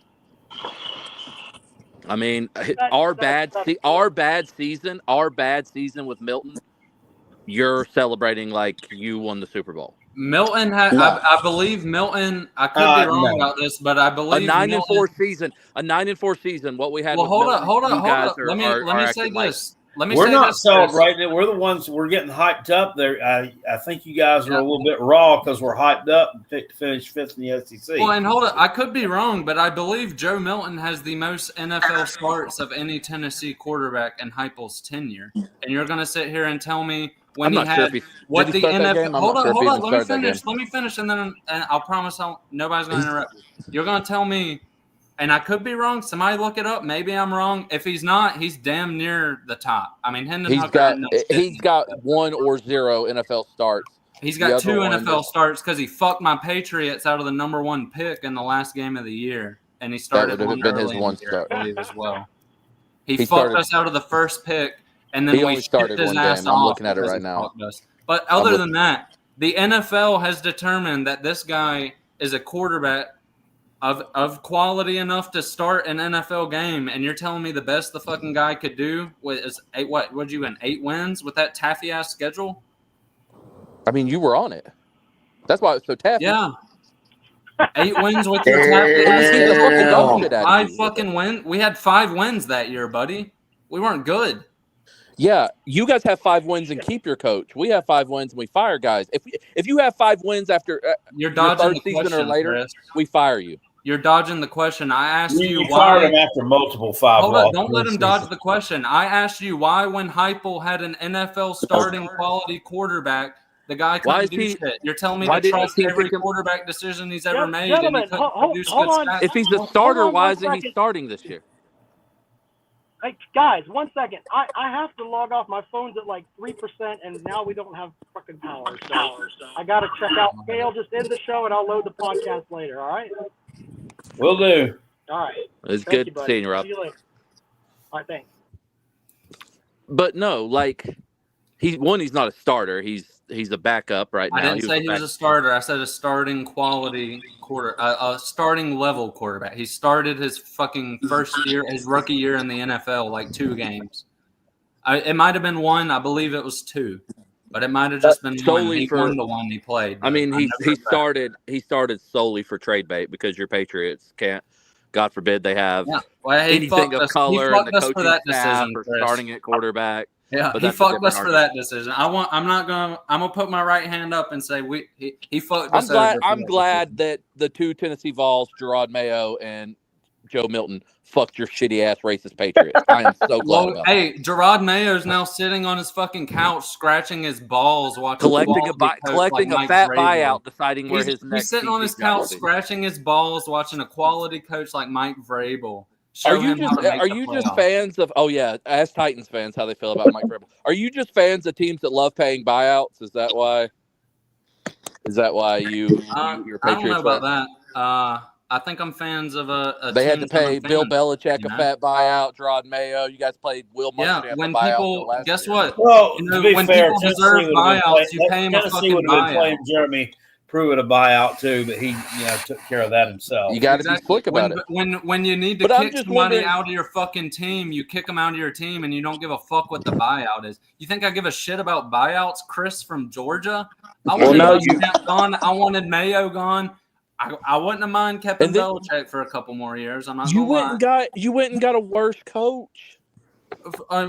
You think Vrabel's a worse coach than Bro, Mayo? Vrabel said, unless you go and get Derrick Henry and bring him to New England, you will are have a fucking bad high. time. He got to the AFC Championship with the You Tennessee Titans. will have a bad time. What are with you Vrabel. talking about? You will have.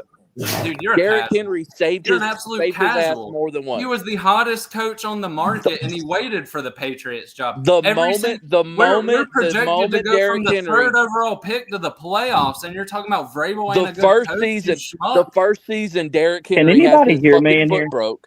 Yeah, we can hear you. Yeah. man. Okay, I was Derrick making Henry sure. has his Go ahead. foot You're broke good. and You're can't good. play, and everybody sees exactly what type of coach Vrabel really is. Hey, to be fair, Chris, he brought Deontay Foreman in, some no-name fucking running back, and still made the playoffs.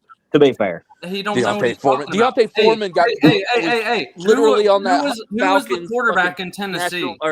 Super Bowl team. Who was the don't quarterback act in like Deontay Tennessee when they Foreman was made a the nobody. playoffs? Do you Do know? what? Who was the quarterback in Tennessee when they made the Ryan, you talking about NFL? Yeah. Ryan Tannehill. Ryan Tannehill. You think Ryan Tannehill is worse than fucking Drake May? The guy who couldn't even a career journeyman who Mike Vrabel took to the fuck. I'm pretty sure they got to the AFC Championship. Yeah, they lost the Ryan Chiefs. Tannehill. Oh, you got Arthur Smith coming up there too? And you're gonna sit here and tell me he's a worse coach than Gerard Mayo, who You got fucking Arthur went Smith out and coming up there too? He shit all over Drake May, the best one. And I'm not gonna say the best. Jaden Daniels was the best rookie quarterback. The second best rookie quarterback shit all over him. You'll see. But back to You don't know what you're talking. You're an NFL casual, is what it is. You're an NFL. I'm not Bro. gonna bring in your college football knowledge, but on that take, that's an NFL casual take. And nobody in any sort of circle is talking about the Patriots are going to be worse because they hired Vrabel. It's the exact opposite. They're projecting we'll us see. to make the playoffs, buddy, in one I of the guess we'll hardest see, bro. divisions in the NFL. I guess we'll see. But back to the original point. I know you're mad that Joe Milton and Gerard Mayo butt fucked you out of a number one pick. The number one pick. Yeah, they did. Hey, I'm not mad at Will Campbell. I've never seen teams I'm not mad at Will Campbell. excited to be that bad. I'm not mad at Will Campbell. He's won me over. Damn it. But he said he's gonna live and die to protect my quarterback. that's fine. But at the end of the day, I mean, you got Joey Aguilar. Spin it. Give me the spin. I mean, We don't need us. Listen. This is the thing. We don't need a spin because we finish better than South Carolina every single year. Every year. yeah. Okay. Yep. Do you think you're gonna have That's the best running back in 2021 the conference equates this year? every year. Okay. Yeah. We'll have For the best- Heupel and we'll have Beamer. the Who's your best rush coach, game Jack in the Plott? conference, Who's your yeah. coach? Beamer? I believe Coach Beamer. Yes, you know that. Yeah. So Beamer has the nepotism of Dooley with the coaching ability of Butch. I won't go that far, but name They me the literally year. got the same record. He 4 had a years pretty in. good record last year. I mean, They have the exact. Butch Jones went 9-4 in his fourth year too. The only thing Butch Jones has done well is revive the Arkansas State program. He has done that. I'll give him that. Also, they were a 10-2 program before he- hold up. Is Daniel Gregory and Chris in Georgia going to sit here and tell me that you're going to have the best fucking running back by far? We in will have the SEC? best running game in The best running- No. The best running back by far. No, I That's won't what tell you you had that. last year. That's what I'm you not had going to last say year. that. I'm not going to say that. I think we'll have the best running game again. Yeah. We'll have running back by committee, Okay. 100%. So hold up. I might even grant you that. I'll grant you a running back by committee. But you also have to grant me having by far the best running back in the country. Not the country. Well, you can argue no, you can't argue the country. No, By Genty far the was- best North running back Sellers? in the league. Genty was the best in the country. By Yeah. far the best running back in the league. You can't sit here and tell me losing a guy like that, even if you're going to have a good rotation the next year, isn't going to. Okay, Here's your How stat. many rushing Here- touchdowns do we have? I think we had like 30.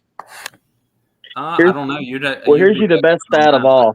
Every year since Heupel's been here, we've rushed for over 2,500 yards. So you can book we're going to rush for at least 2,500 yards. Okay.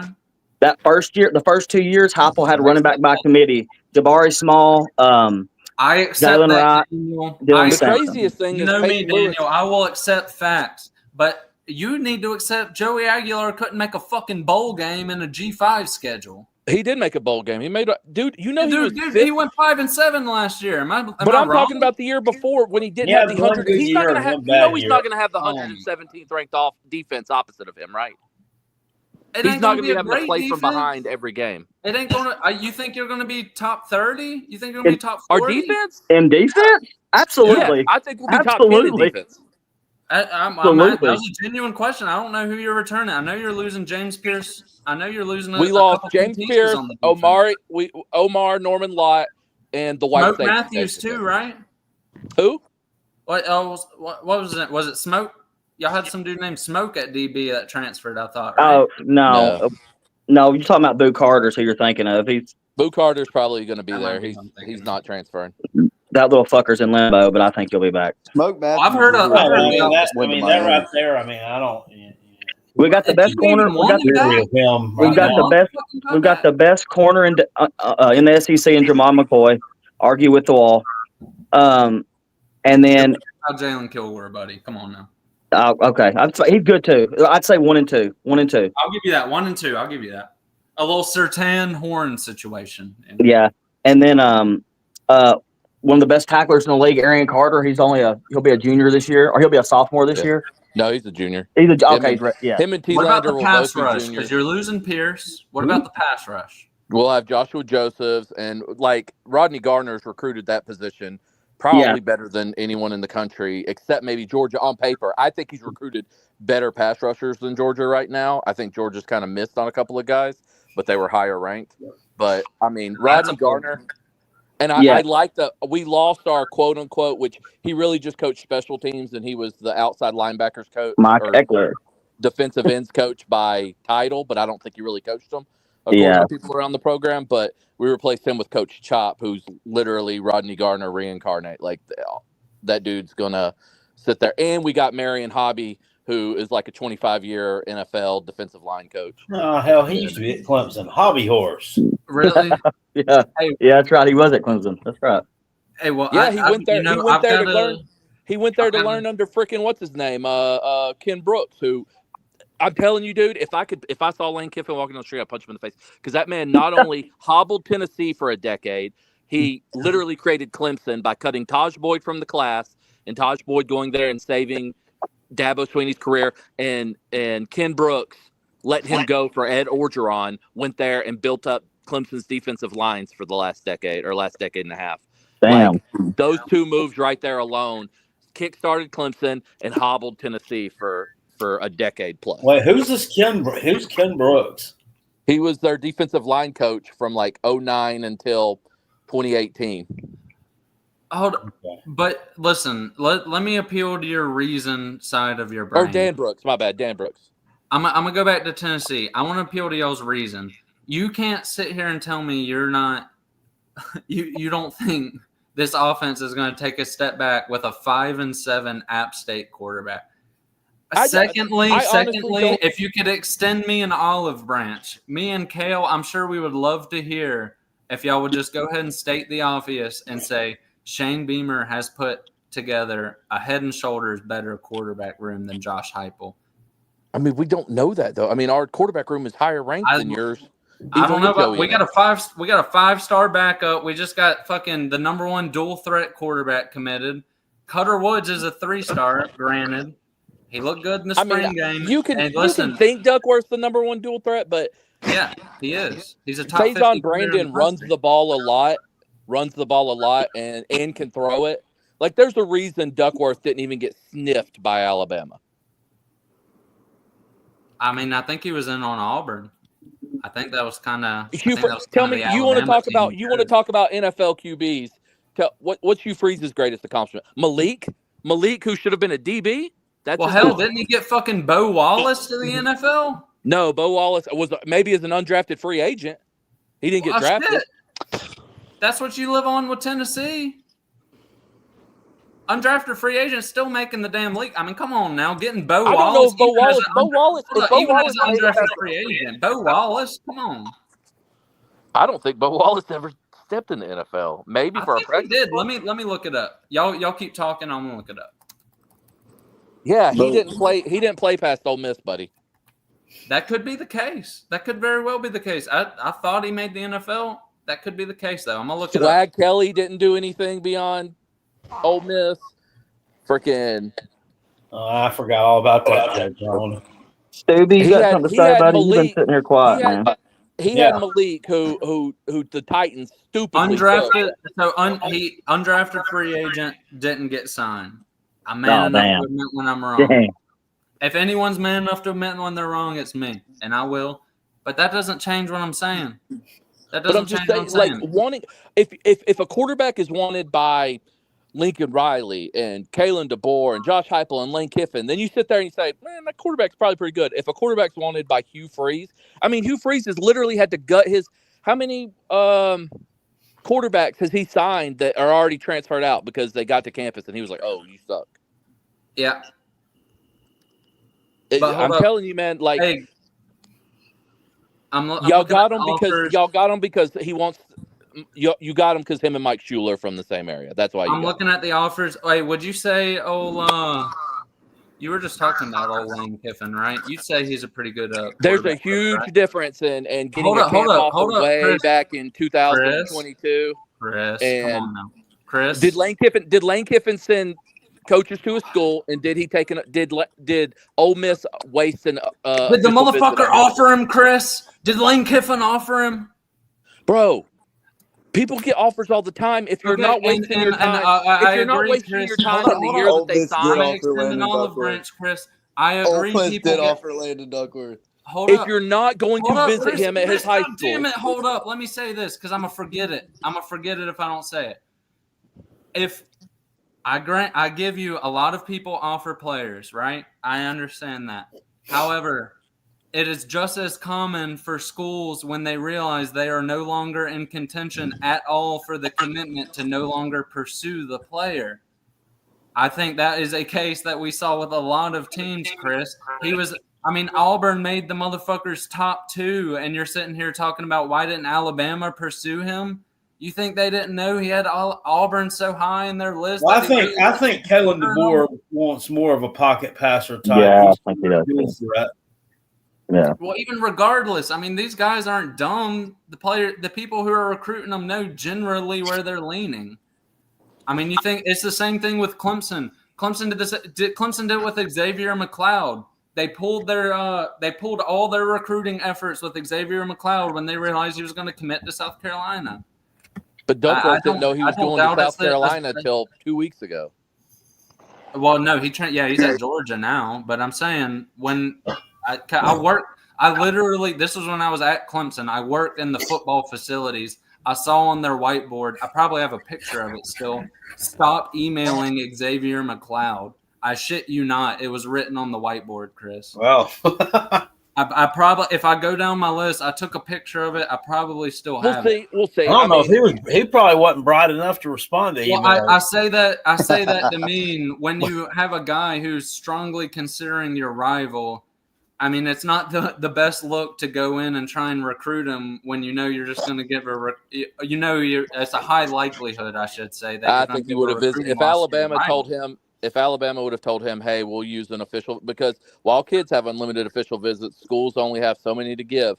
If they would have said, hey, we'll give you an official visit to come check us out this summer, he would have taken it in a heartbeat, and they didn't. So he didn't visit Alabama at all? I haven't looked it up. I'm taking your word for it. By the way, I just looked it up. There are plenty of quotes online talking about how he grew up an Auburn fan. Yeah, so maybe the motherfucker just didn't want to go to Alabama, Chris. So did Ryan Williams. Ryan Williams isn't an NIL fiend. Duckworth clearly isn't that. I mean, Ryan Williams paints his nails. You're going to use him as your argument? Come on, dude. There's higher caliber players than Ryan Williams. But we keep getting off subject. Back to Heupel. Like Heupel's going to have a good offense, period. Like a bad offense for Heupel is most offensive-minded good offenses. Like Heupel has been a head coach for 7 years, and he's had a top 10 offense 5 of them. I'm just asking a question because I think this is the case, but is it not true that statistically he's gotten worse every year at Tennessee? No, he was 7th, 1st, and then he had it dip back to that was the an honest 30s. question.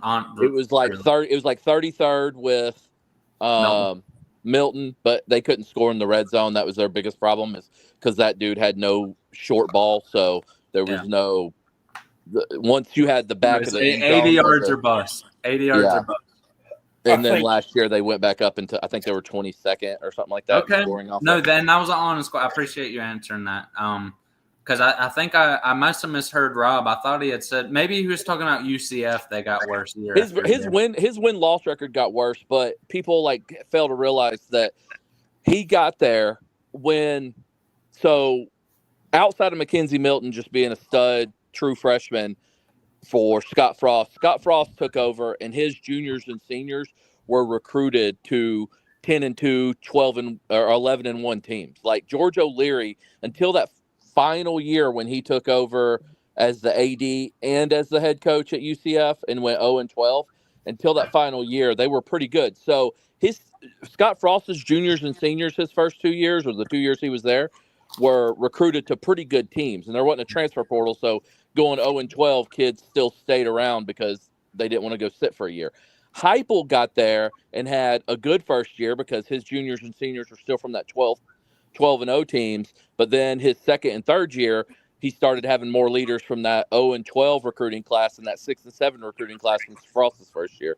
So, of course, your talent. And then he also had 12 players sit out due to friggin' the dumbass bullshit COVID before the season even started.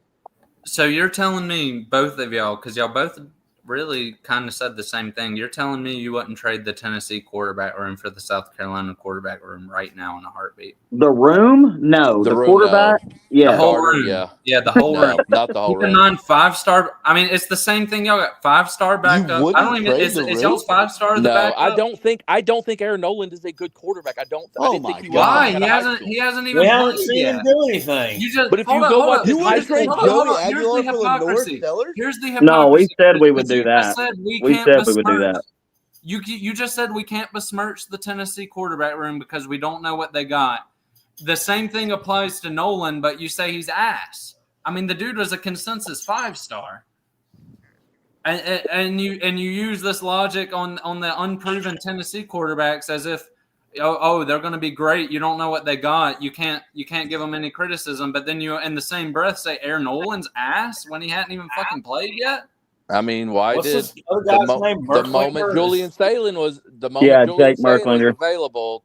Was he Aaron not Nolan didn't even exist. Was he not a Julian top Sane 5 was a player in the 5-star too. country? Aaron Noland, I think he dropped after his senior year quite a bit. No, I'm talking about Sane. Oh yeah, He was highly touted. That's what I mean. Come on, dude. He's a transfer, right? No, Sanders was a recruit. No, he's a freshman. I think he might have Sayah been. was I a think- transfer. Sayah was I at think he's a Alabama, redshirt. right? Yeah, he was the number 1 quarterback in his class. I mean, dude, come on now. You got to be a little bit fair. You're telling me a guy transfers out when the number 1 quarterback in there, they probably told him he was going to start. Let's be honest. They probably said Sam was going to start, and he's a true freshman. You're telling me a sophomore 5-star transferring out who hasn't played at all, who's leaving because the number 1 quarterback is coming in, is ass? Based on what, though? I mean, he's a consensus 5-star. He had no stats at Ohio Did you say State. Phil? That's all it is. On the field. He was the not even a consensus 5-star. Let me take that back. He was a 4-star. Yeah, he was a 4-star. So I'll even take that back. He's not even a 5-star. He's a 4-star transferring out, a highly regarded 4-star. I'll say that. He's 61st national. Transferring out when the number 1 quarterback comes in. I mean, that just seems like a smart football decision, if you're asking me, to be honest. I guess we'll see. I mean, come on now. I want guys that throw the ball more, not running backs with a little bit of an arm. It's Jalen Milrow. That's ridiculous. You think Aaron Nolan and Lenore Sellers are running backs who can just kind of throw it? I think Lenore Sellers a little bit better, has a little bit better arm, but well, you heard what I said earlier about Pro Football Focus and the number 2 as far as in the country on deep balls, 25 yards or more, as far as completion percentage and efficiency. Yeah, I mean, Granted, take it with a grain of salt because DJ Lagway's won, but the difference between the two is all of DJ Lagway's stats were against fucking Sanford. So yeah, I just don't trust. PFF's never going to convince me that they've got 13 employees and they watch 1,000 games a week. I'm just not going to buy it. Oh, they got more than 13 employees. Come on now. I asked Max Chadwick one time, and he said they have 13 employees. And they're owned by Chris Collinsworth, who admitted when he was a player that he liked girls as young as 15. So they're owned by a pedophile to me. So. Well, regardless of the morals of the owner, if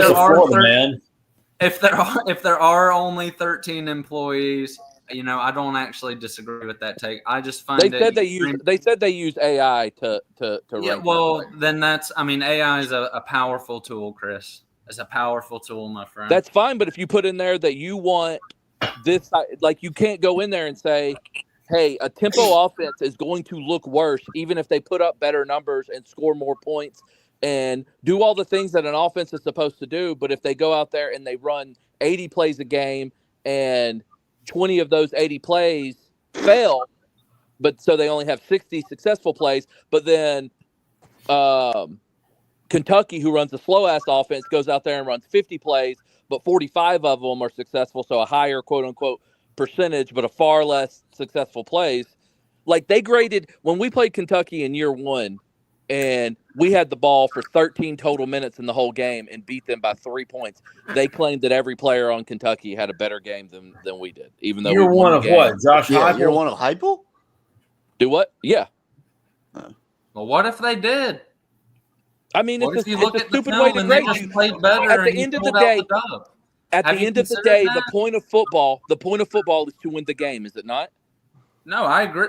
Hold up. Two answers. I agree with that. Hold up. Let me get my second answer. I agree with that, but it's also true. Win or loss, you can evaluate the individual performance of a player, and you can grade that. I also think they've also like Taylor Lewan admitted that they have told him he was mad about. He called one of the graders and was mad about his grade, and they told him that he could pay to bump his grade. He admitted that on Bustin' with the Boys. That's a bit shady. Oh God, dude. But at the end of the day, my thing is like with Bama, they said Bama was going to have the number 1 O-line in the country last year going into the season. They couldn't run the ball and they gave up a lot of sacks. But if you sit there and you go look at the individual grade for each Parker Brailsford, frickin' Jaden Roberts, all of their individual players, they claim they only gave up 2 sacks combined. All 5 of their starters last year gave up 2 sacks combined, but the team as a whole gave up 30, 32. Yeah, it's supposed to have been the backups giving the sacks, huh? Yeah, I guess that could be a case maybe where the starters got hurt. I don't know. I don't speak for Pro Football Focus. I know it's generally considered a pretty reputable site. Yeah, I could show you a video where I think it was a lot more highly thought of a couple of years ago. Kirby Smart said a couple years ago, because somebody asked about a PFF grade on a kid, and Kirby Smart said, when I talk to NFL scouts and PFF is brought up, we laugh about it. Well, I believe that. I mean, yeah, I don't doubt. I bet they laugh at every single bit of sports media. I mean, you're talking about the guys who fucking got on and talking about who the hell is Mel but PFF Kiper doesn't pretend to be sports media. They pretend to be like, hey, our word is our bond. Like, we grade these kids and. Yeah, and I get that. However, something, and maybe you'll extend an olive branch here. I maybe I'll grant you that Kentucky game. However, when evaluating something as simple as how good are you when you throw the ball further than 25 plus yards, it's pretty hard to fuck up who the best at that is. You know what I mean? Fair enough. I mean, like you said, like with DJ. I don't. I mean, he came in. That's the one where it's like, but we say it doesn't count because it was against Sanford. But realistically speaking, the fucking. But I mean, they sit there and they grade. Like taking it back to Joey. Like Joey has thrown a lot of picks. Joey he played opposite of the 117th ranked scoring defense last year. They were terrible. They gave up 1 billion points a game. He was constantly having to throw it. The defense knew he was going to throw it. I don't think he's going to be in those type of situations this year. We'll see. But the kid threw a lot of touchdowns too. But his interception percentage was 3.6 or 3.7%. That means 3.7% of the time when he threw the ball, it was going to end up a pick. DJ Lagway's was almost 5. It was like 4.8. And he gets no flack for that. Had he thrown 400 passes like Joey did last year, he would have thrown 18 touchdowns to Joey's 14. Yeah, he missed a lot of time too. Yeah. So I'll give him flack. Fuck DJ Lagway. Well, I think he got flack. I mean, he did lose a lot. Granted, he was the number one. If we're just being honest, I just looked it up. He was the number 1 overall transfer prospect according to rating services. Okay. Nico was the top, according to I'm looking at 247. He was the top transfer product. He was tied with Isaiah World and Damon Wilson. Okay. Nico protected the ball pretty well. Joey Aguilar was 1,106. Bro, that's fine, dude. Like I know, but I'm just saying you can't just blow smoke up my ass and say everything's going to be okay. He just was in a bad situation at we had State. the number 7. We have the number 7. They didn't consider that in the ranking, Chris? I mean, they considered that with Rasul Faison when they put him as the number 2 running back when he was at a shitty Utah State and put up great numbers. They consider that with him. Why didn't they consider that with Joey Aguilar when they put him fucking bottom 1,100? The thing is if he sucks, we have quarterbacks behind him that were fucking blue chip quarterbacks that we could figure out. You better. Heupel but if he starts over them, that is a besmirchment of them as players, saying they're not as good as this guy. Brandon Wimbush started over Dylan Gabriel. What team was that on? UCF. Was that because Heupel wasn't sure if Gus Malzahn have Dylan Gabriel? Do what? Was that Gus Malzahn? No, Heupel went and found Dylan Gabriel. Heupel brought in Wimbush because he needed experience because Mackenzie Milton's leg was fucking looked like a spaghetti noodle, and went out and got hurt in that last game of the season. Yeah, and he wasn't ready the next year either. His leg was so fucked up, and they went out and got Brandon Wimbush from Notre Dame, who was a 4-star, transferred into UCF. Heupel wasn't sure if Dylan Gabriel was going to be ready. Brandon Wimbush started that first game, I forget against who, like FAMU or somebody, and he was like, hey, man, the kid's not picking up my offense well, or for whatever reason. I honestly don't know. And Dylan Gabriel started the next game, and the rest was history. The kid threw like 3,600 yards and 30 touchdowns his freshman year. He's a stud. But, like, I don't know. Why start the guy in the first place, Chris? Because maybe he just wasn't sure. But this is the guy you tell me trust with every single quarterback decision he's made, and you just told me he benched Dylan Gabriel and didn't. He start didn't bench Dylan Gabriel. He had him. He had a true freshman Dylan. No, Gabriel. he brought Dylan Gabriel in. Is that okay? Regardless. No, he brought Brandon Wimbush in. Dylan Gabriel, he was a true freshman recruit from him. Yeah, and he wasn't sure if he was going to be ready, so he gave Wimbush the start. And I think Dylan Gabriel came in some of that game because it was a beatdown. It was FAMU.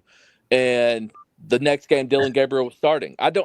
We're playing Syracuse. I don't know how that game will go. I think we win it by a bunch. Yeah, you'll beat Syracuse. They're not that good. If you look at the schedule, like, there's a really good chance we start the season 6-1. Well, yeah, I've been to. It's not a hard schedule. I just don't think you've got the quarterback play. I don't think you've got the running back play you think you're going to have. I don't think you got the quarterback play you think you're going to have. Peyton Lewis is the highest ranked is the highest ranked. But he ain't fucking. I mean, you had the best running back in the SEC. Dude, you can't tell me somebody's going to slide right into that. Find me a preseason that gave Dylan Sampson any love. Find me a preseason list. It was ETN. Oh my God, ETN. Well, in that same note, find me a preseason that gave Kevin Harris any love when he led the SEC in rushing yards. Sometimes it just happens like that. But when you have a team and a staff But you have hold a up, team just with because staff he that wasn't runs the ball- projected, that can run the ball well. I get. But just because he wasn't Oh. projected to do it preseason doesn't deter from what he actually did, Chris. I mean, he was the best running back in the SEC. I could give a fuck less if he was projected to do it. So you He never did had it. another after he left. You've never had another good running back. Who? Kevin Harris? Yeah. It took a while. It took. We hadn't had a good running back since Kevin Harris. The next good running back we had was Rocket. Heupel leads the league in rushing. Heupel leads the league in rushing every year. It's all. I mean, that's all I really have to say. When you, Yeah, that would be like saying, "Oh my God, Kirby lost his two top tacklers. Are they going to be able to tackle this year?" That's stupid. I don't think when you go from a bell cow running back to trying Nobody to thought he was a bell Don't interrupt. cow. I'm not interrupting y'all. Please give me the same respect. When you go from a bell cow running back to a running back by committee, you can't sit here and tell me there's no cause for concern at all. you can when you rush for 2,500 yards year in year out.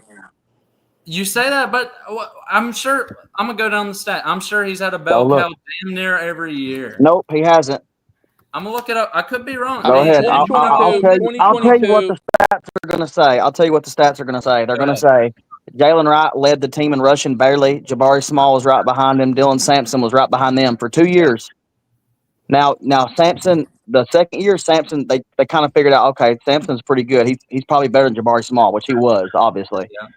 I think Jalen Wright was one of the best running backs we've ever had. He just didn't get used with the same amount that Sampson had, but he was. And I think that a lot of that's got to do. I think. Jalen Wright went for 1,000 yards. The next closest was Dylan Sampson at 600. I would really consider that. I would consider that some bell cow usage. Okay, when's the last time your backup running back ran for 600 yards? But hold on, that's 2023. Well, it's Dylan Sampson. Come on now.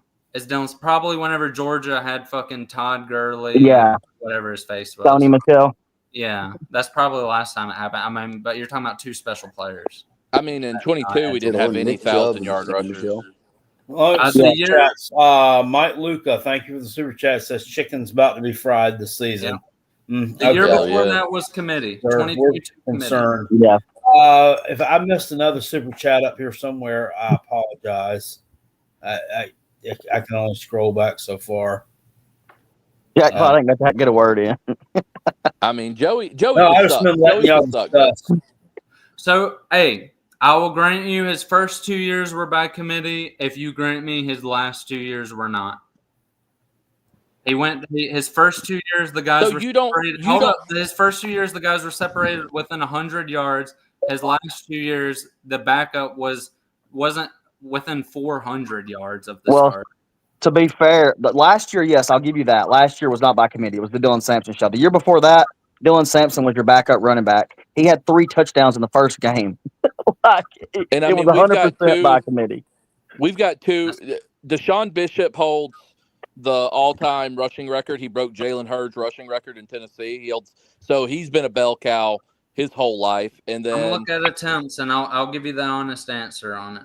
And then I'll give you the honest answer. It looks Peyton like Lewis attempts. They were pretty damn. They were pretty close. So Wright had 30 more carries. Yeah, see, that's what I'm saying. So you had two running backs in rotation. I consider that more of a Todd Gurley kind of situation. If you're asking my honest opinion, yeah, I don't care if Peyton Lewis gets 300 carries. I don't care if they do 150 with Peyton and Deshaun. I don't know. As long as we got 2,500 yards and 30 touchdowns. Billy, get on here, damn it. How you doing, buddy? There's pretty good. I know Billy's pit. Billy, just lay it on me. Come on, now. I ain't nothing to say. I mean, he knows we set it all for him. He don't need. We set it all. I don't think anything I've said is crazy. You wanna without you just wanna go ahead, Billy. I'm sorry. Go ahead. The Tennessee people that's on there. How many years? It's the last 4 years. Have we yelled at Heupel to leave this guy in? Leave this guy in. So how many running backs did we have by committee? 3. Usually. 3. Yeah. Where was Sampson before last year? Wasn't he third? He was like RB3. Last year his sophomore year. No. The year before that, I just read the stats. He was a clear running back too. We taking over the show, boys. It was more of a Todd Gurley, Sony Michel situation. So I know Dr. Rawl or Gregory or Chris. What is the percentage of Heupel's offense running and passing? It's like about 50-50. Yeah. Well, last year it was 50-40. No, last year was more. It was Yeah. not, they ran a lot more than passed. So, Yeah. and this thing about passing downfield plus 25 yards, when you don't have to do that out of desperation, when you can hand it off to a running back, But Billy, but I'm sure Heupel doesn't know what he's doing to judge a talent or anything. I mean, what was Hooker doing when he was up at Virginia Tech? Well, hold up. Can I answer this? Yeah, you want to talk about our quarterbacks' numbers, little peckerhead bitch? Shut your motherfucking mouth. How about that? You stupid little peckerhead, little bitch ass motherfucker. I'm gonna beat the fuck out of you right motherfucking now. You know, you can't even go hair on your fucking chin. You ain't even got no fucking hair on your chin, bro. You little fucking fag ass bitch. Shut your fucking dick right now. Shut your fucking dick, fucker. Boy, come on, boy. Release 17 and stick my 5-4 TV right up your fucking ass, motherfucker. He yelled so much. Right now, I'm holding up your fucking mouth. You stupid little whiny bitch. Shut your fucking mouth. I fucking had enough. Shut your fucking mouth. Shut your fucking mouth. I will come and stick my tongue right in your fucking mouth, bitch. Them trailer Fuck walls you. Fuck you. Fuck you. Better talk Fuck quiet. you, bitch.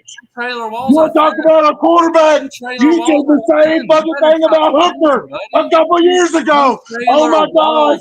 Oh my God, he sucked so bad at Virginia Tech. Oh my God. Man, he was nothing but a Heisman candidate. You dumb motherfucker. Okay. Dylan Sanders was a 3-star, undersized. Nobody wanted him. And Heupel turned him into a fucking SEC Offensive Player of the Year. You dumb motherfucker. How about that? How about that, you dumb piece of shit? I'm going to say years ago, he's carrying the boy into the same fucking thing. It's an orange train, baby. It's an orange train, and it's coming down the track. It's coming down the track, baby. You know it. At App State. God, I don't think I could watch Jackpot. the rest of the season. That dude woke up the whole trailer park, by the way. I can't with that. Yeah, if he would have stopped that, Jack. if he'd have took out the cussing, he's kind of sounded like a Baptist preacher. Well, yeah. Sounded like he was on crack. Who the hell's going to end the show? Yeah, well, I guess we're just going to be in here all night. Who the hell's going to end the show?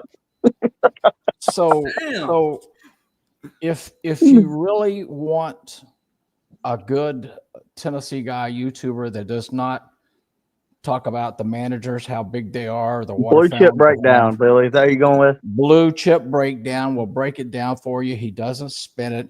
He says exactly the truth, and he calls it what it is and likes it like it is. For example, the other day, he did a stat breakdown by position. Guess who had, as far as offense, the tight ends, the number one team that used their tight ends and stuff? Probably Tennessee. We do use them a lot. No. I would think Georgia. No. Well, hold up. What makes me upset is Peckerhead sitting here. South Carolina was number one. Go look at that was going to be my next fucking guess because Joshua Simon led us in receiving yards. You got to go. Blue chip breakdown does an awesome job. And people keep asking about our quarterbacks. Go to 24/7, scroll down to the 12th or 13th team and look on the quarterback room. That's all you got to do and see who the quarterbacks are. You can do that. It'll show you the whole quarterback room on 247. Yeah, it'll show you that. It'll show you who the quarterbacks are. It'll show you. Now let's back up a little bit. Hey, real quick, Billy. Real quick. I didn't want to leave and not say nothing. I got to get out of here, boys. I will talk to y'all later. Have a good one. No, you talked about Klubnik and Clemson's problem with quarterbacks.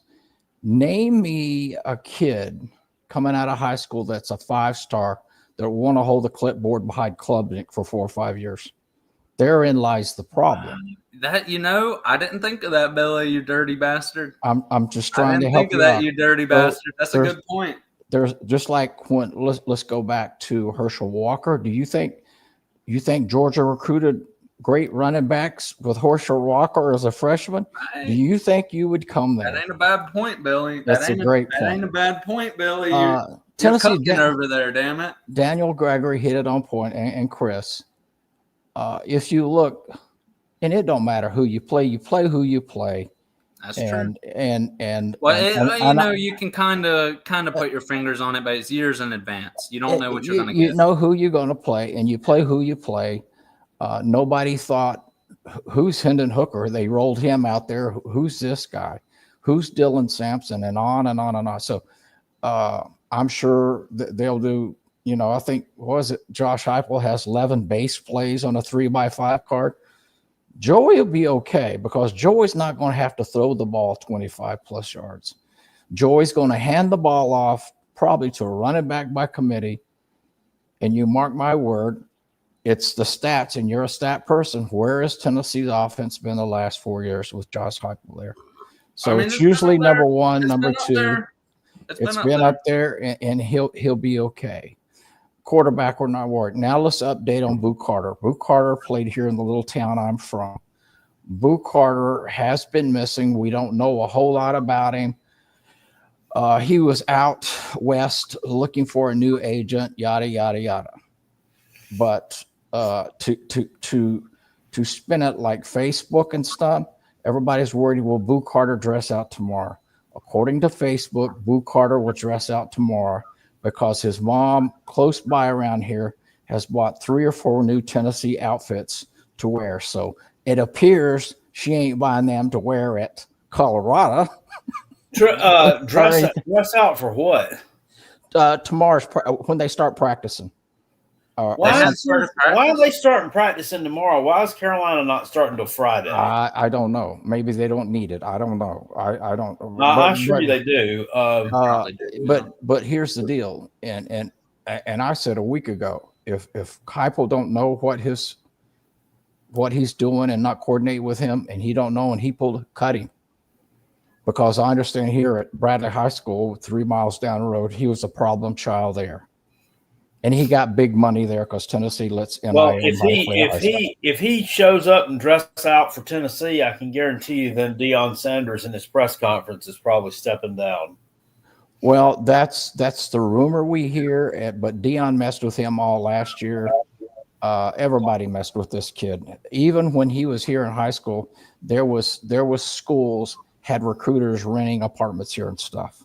That's Big Barney Ross. Thank you for the super chat earlier. He says, get the Boo Carter ghost uniform for Halloween. Well, he'll be there. Hey, I'm typing it in right now. I think the fans' opinion on him is probably soured. Listen, this has been a historic Carolina jackpot stream. He is blessing He seems like a Juice Wells to me. Super chat this man. Show him some support. He has stayed up late for your entertainment tonight. Well, I'm sending mine right now. What else? Boo, from everything we hear, he's going to be there tomorrow because his mom has posted on Twitter and stuff. She's bought some brand new Tennessee outfits, so that settles that. However, Michael says, where does Squirrel go? Florida State. Squirrel left 2 years ago. Don't you lose money on the super chats, Cal? No, he didn't. He left after last season. Not this past season. He left over a year ago. He didn't play last year. You sure about that? Yes, sir. I can guarantee you didn't play on Tennessee's team. He played at Florida State. No, he didn't. I'm not pulling this out to prove you wrong. Well, if you do, it's fine. But I don't remember. Does anybody in the chat remember Squirrel White playing last year? I don't. I went to Florida State. I could be wrong. I thought he did. Hold on, man. I thought he was supposed to be your best wide receiver going. No. Hey, go pay the fat man, damn it. No. Pay the fat man. Squirrel White was not the best. He stayed hurt all the time. Where's my goddamn glasses at? I can't. Here it is. I can't keep up with anything anymore. Do you know that that? is a hell of a custom flag. I just noticed that, by the way. Where the hell did you get that? I ordered it somewhere off of Facebook. All right, last year I guess he Tennessee did play last year. receiving yards. Yeah, Squirrel White had 381 yards last year for my mistake. Ball charge. But he got hurt and he was already gone, so he wasn't. But where'd he go? He went to UCF, right? Florida State. I think Florida State. Yeah, the custom flag we got. That is badass. Okay. The Jets, and then some of my favorite secondary teams: Penn State, Mizzou, and Rutgers. You know what? I'm surprised, Kale. I can't believe the Scarlet Knights made it over the Beeve. I figured that'd be prime position for the damn. Yeah, Beeve. well, I've never been to a Beeve game, so that's what kind of tipped it. You got to go. Well, I still got to pick a. That's a long road trip. I got to pick a South Carolina home game to come to. My son lives there, and Bryce says the Jets. Yes, the Jets. Why does everybody have such a hard time believing that I pull for the Jets? I think they could make the wild card this year. It's a tough life. No, they're in a tier. The organization's just not good. It's been bad since what's his name from Alabama, who won a Super Bowl at Joe Namath. Yeah, Joe Namath. Hey, we got a little bit of a donation train. We got $9 so far. Can we get it a little higher for this man, Kale Hall? Quentin, thank you for the super deserves chat. it on YouTube, it's the fat man over here in the top left. Pay him, Matt, man. thank you for the super chat. I mean, he Appreciate put on. He has stayed up for the people tonight. He has Jackpot. put on a master Yes, sir. you wasn't here when I was telling, because the other Tennessee guys agreed with me. Blue chip breakdown is who you want to watch. He doesn't troll. He doesn't. Yeah. He doesn't. And he was breaking down team stats to the point last year whose tight ends, who had the number one tight end offense, and guess who it was? And neither one of you. South Carolina. Well, there you go. You know it. Peckerhead didn't know it. Well, But Josh Simon basically was playing wide receiver, labeled as a tight end. Well, that was actually the first year I think I've ever seen us run a tight end screen. Maybe you can confirm that, Kale. But I don't. In my lifetime, I don't believe I've ever seen us run a tight end screen outside of using Josh Simon last year. We ran it quite a few times. Andrew, since you're interested in Tennessee, it would behoove you to go over there because he breaks down the line. He breaks down the line right now. Blue chip breakdown, right? Yes, sir. He's a great. He's not a troller. He doesn't do any of that. He's strictly numbers, and you could tell the quarterback room is fine. I have no worry about the quarterback room. I'll go check out his Aguilar. He's got an Aguilar video. I'll go check it out. I don't know, but he doesn't do that. He just breaks down what he sees and stuff, and the people. So it's not even Tennessee. He's saying the offensive line this year is going to be better than last year. So I don't know. Oh hell! Blue Chip used to play for Vandy. I didn't know that. He's a great guy. He's a great guy. He's a no BSer. He doesn't play around and stuff. He's a straight talker, and he breaks it down, and he tells you his concerns where we're but somebody said to me the low point 8-4, high point 10-2 ceiling. That's so and there's all the questions that y'all mess. What we're talking about is we have confidence in Heupel. Heupel has been a good coach. He's had 4 10-win seasons in a row. You can talk about the schedule all you want, but it's there. It's there. Yeah. Well, hold on. Well, and let me throw this into the mix. Okay. I'm gonna just toss this out. Okay, and you let me know what you think about it. All right. Because the same motherfucking thing, Billy. Maybe not exactly the same, but let's say one. We'll give or take a year. Okay. You could say the same thing about Mark Stoops. You say the same thing about Mark Stoops, Billy. Mm-hmm. Give or take a year. I think he only did it 3 years. But you say the same thing about Mark Stoops. You could say the same thing about Eli Drinkowitz, who doesn't get the same level of respect that Heupel demands. When you're consistently, your offense is in the top 4 or 5 or not the top, I know what you're saying. It's consistently. It wasn't an anomaly. It wasn't a fluke, but he's there. And I didn't know about the yards, but then I started looking up. Yeah, there'll be 2,500 rushing yards on the. So? Yeah, he's done it year in, year out. He's beat Alabama twice. Now, how many? But I guess the next question is, how many more attempts is it going to be then? Sure. I mean, you had a bell cow last year. You didn't have to worry about it. You know as well as I do, he will have as many attempts as he wants because he can run it up to 80-something attempts, or he can play conservative like he did last year, or with Joe Milton. Remember Joe Milton, and he'll lowered it down because Joe Milton wasn't all that bright. But he could throw the fucking ball 80 yards off his knees, though. At 50, I've seen that. He always did have. But anyway, if he wants to have 80-plus attempts, he'll get 80-plus attempts. Okay. If he don't need it, he don't need it. But it'll be there. All right, gang. I was just about to say, we got to head off. Kale's I've had a good night. We're going to have to get out of here. Jared, you got something to say? I got to get up at 3:30. Jared, real quick. Yeah. What do you have prediction for Georgia's total wins? I already asked Jackpot last Sunday or Wednesday. I have no idea. I'm going to say 10. I said this before several years ago when Spurrier was at South Carolina, and I'll never forget it. He was at SEC days down in wherever, Destin, where we live. And somebody was saying, well, they was talking about South Carolina schedule stuff and not being nice about it. And Steve said, well, I guess that's why we play the games. We'll play the games. Just play the games and see how it turns out. But I have all the confidence in the world.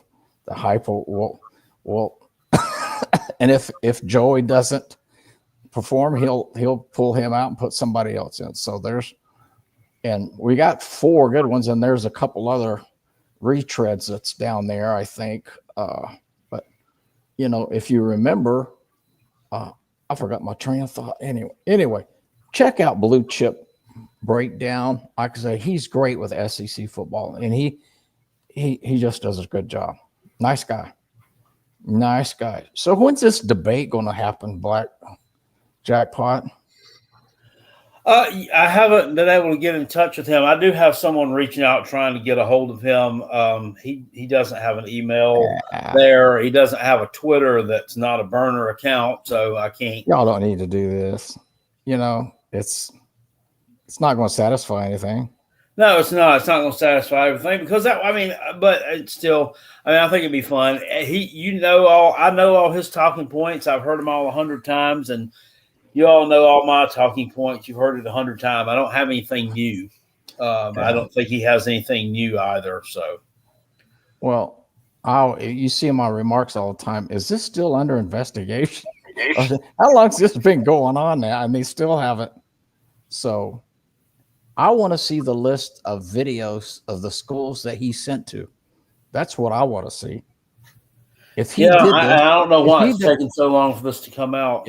If he did this, Nate, show us the schools that he sent this stuff to. That's right. I don't know how hard that is. But I don't think they will do that stuff. And so what if he did? What's an asterisk? Or they won't even put an asterisk. It's insignificant. It don't matter. What was it? 3 years ago? Let's just move on. Exactly. I guess when y'all do, I'll watch. But it's there's I don't know. But all right. What happened to Rob? He just lost all. Oh, his phone went down.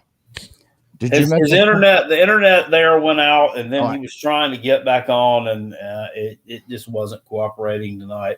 Last thing you need to internet, do. She's a fickle whore when she wants to be. Last thing you need to do is remind us of the Calloway Pick'em. You hadn't done Callaway's College Football Pick'em Challenge. I did a video on it earlier. There's a link down in the bio of that video with the Venmo, PayPal, and Cash App for Carolina Jackpots. $20 to get in. You're in for the whole season. We pick 11 games every week.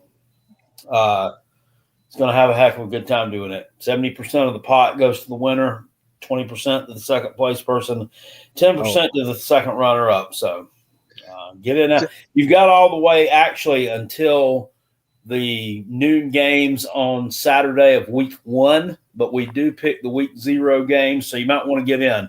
Because I think there's probably 4 games that we'll do picks on. I mean, somebody could go 4-0, and they're already way ahead of you if you don't get in on time. Yep. So, week and 0, everybody really on here, cut off. That's in other chats if they'll allow you. I know Jabroni does. He will promote it. I don't know if other YouTubers do or football YouTubers do, but the rest of y'all, get your friends, neighbors, whatever, get in it, get on another YouTube site or someplace. And I know BVD used to do, he'd talk it up. So, and you were real quick on that South Carolina math today, real quick. What's that? If you said 100 people get in here at $20, that's $2,000. I was extremely impressed. Well, thank you. So does that mean if we? I'm so bright. You're so bright. Your dad called you son, right? That's it. All right. Good Billy, night. get out of here. Bye. Dan, have a good night, everyone. Take care. Night, Jared. Go Gamecocks. Cock-a-doodle-doo.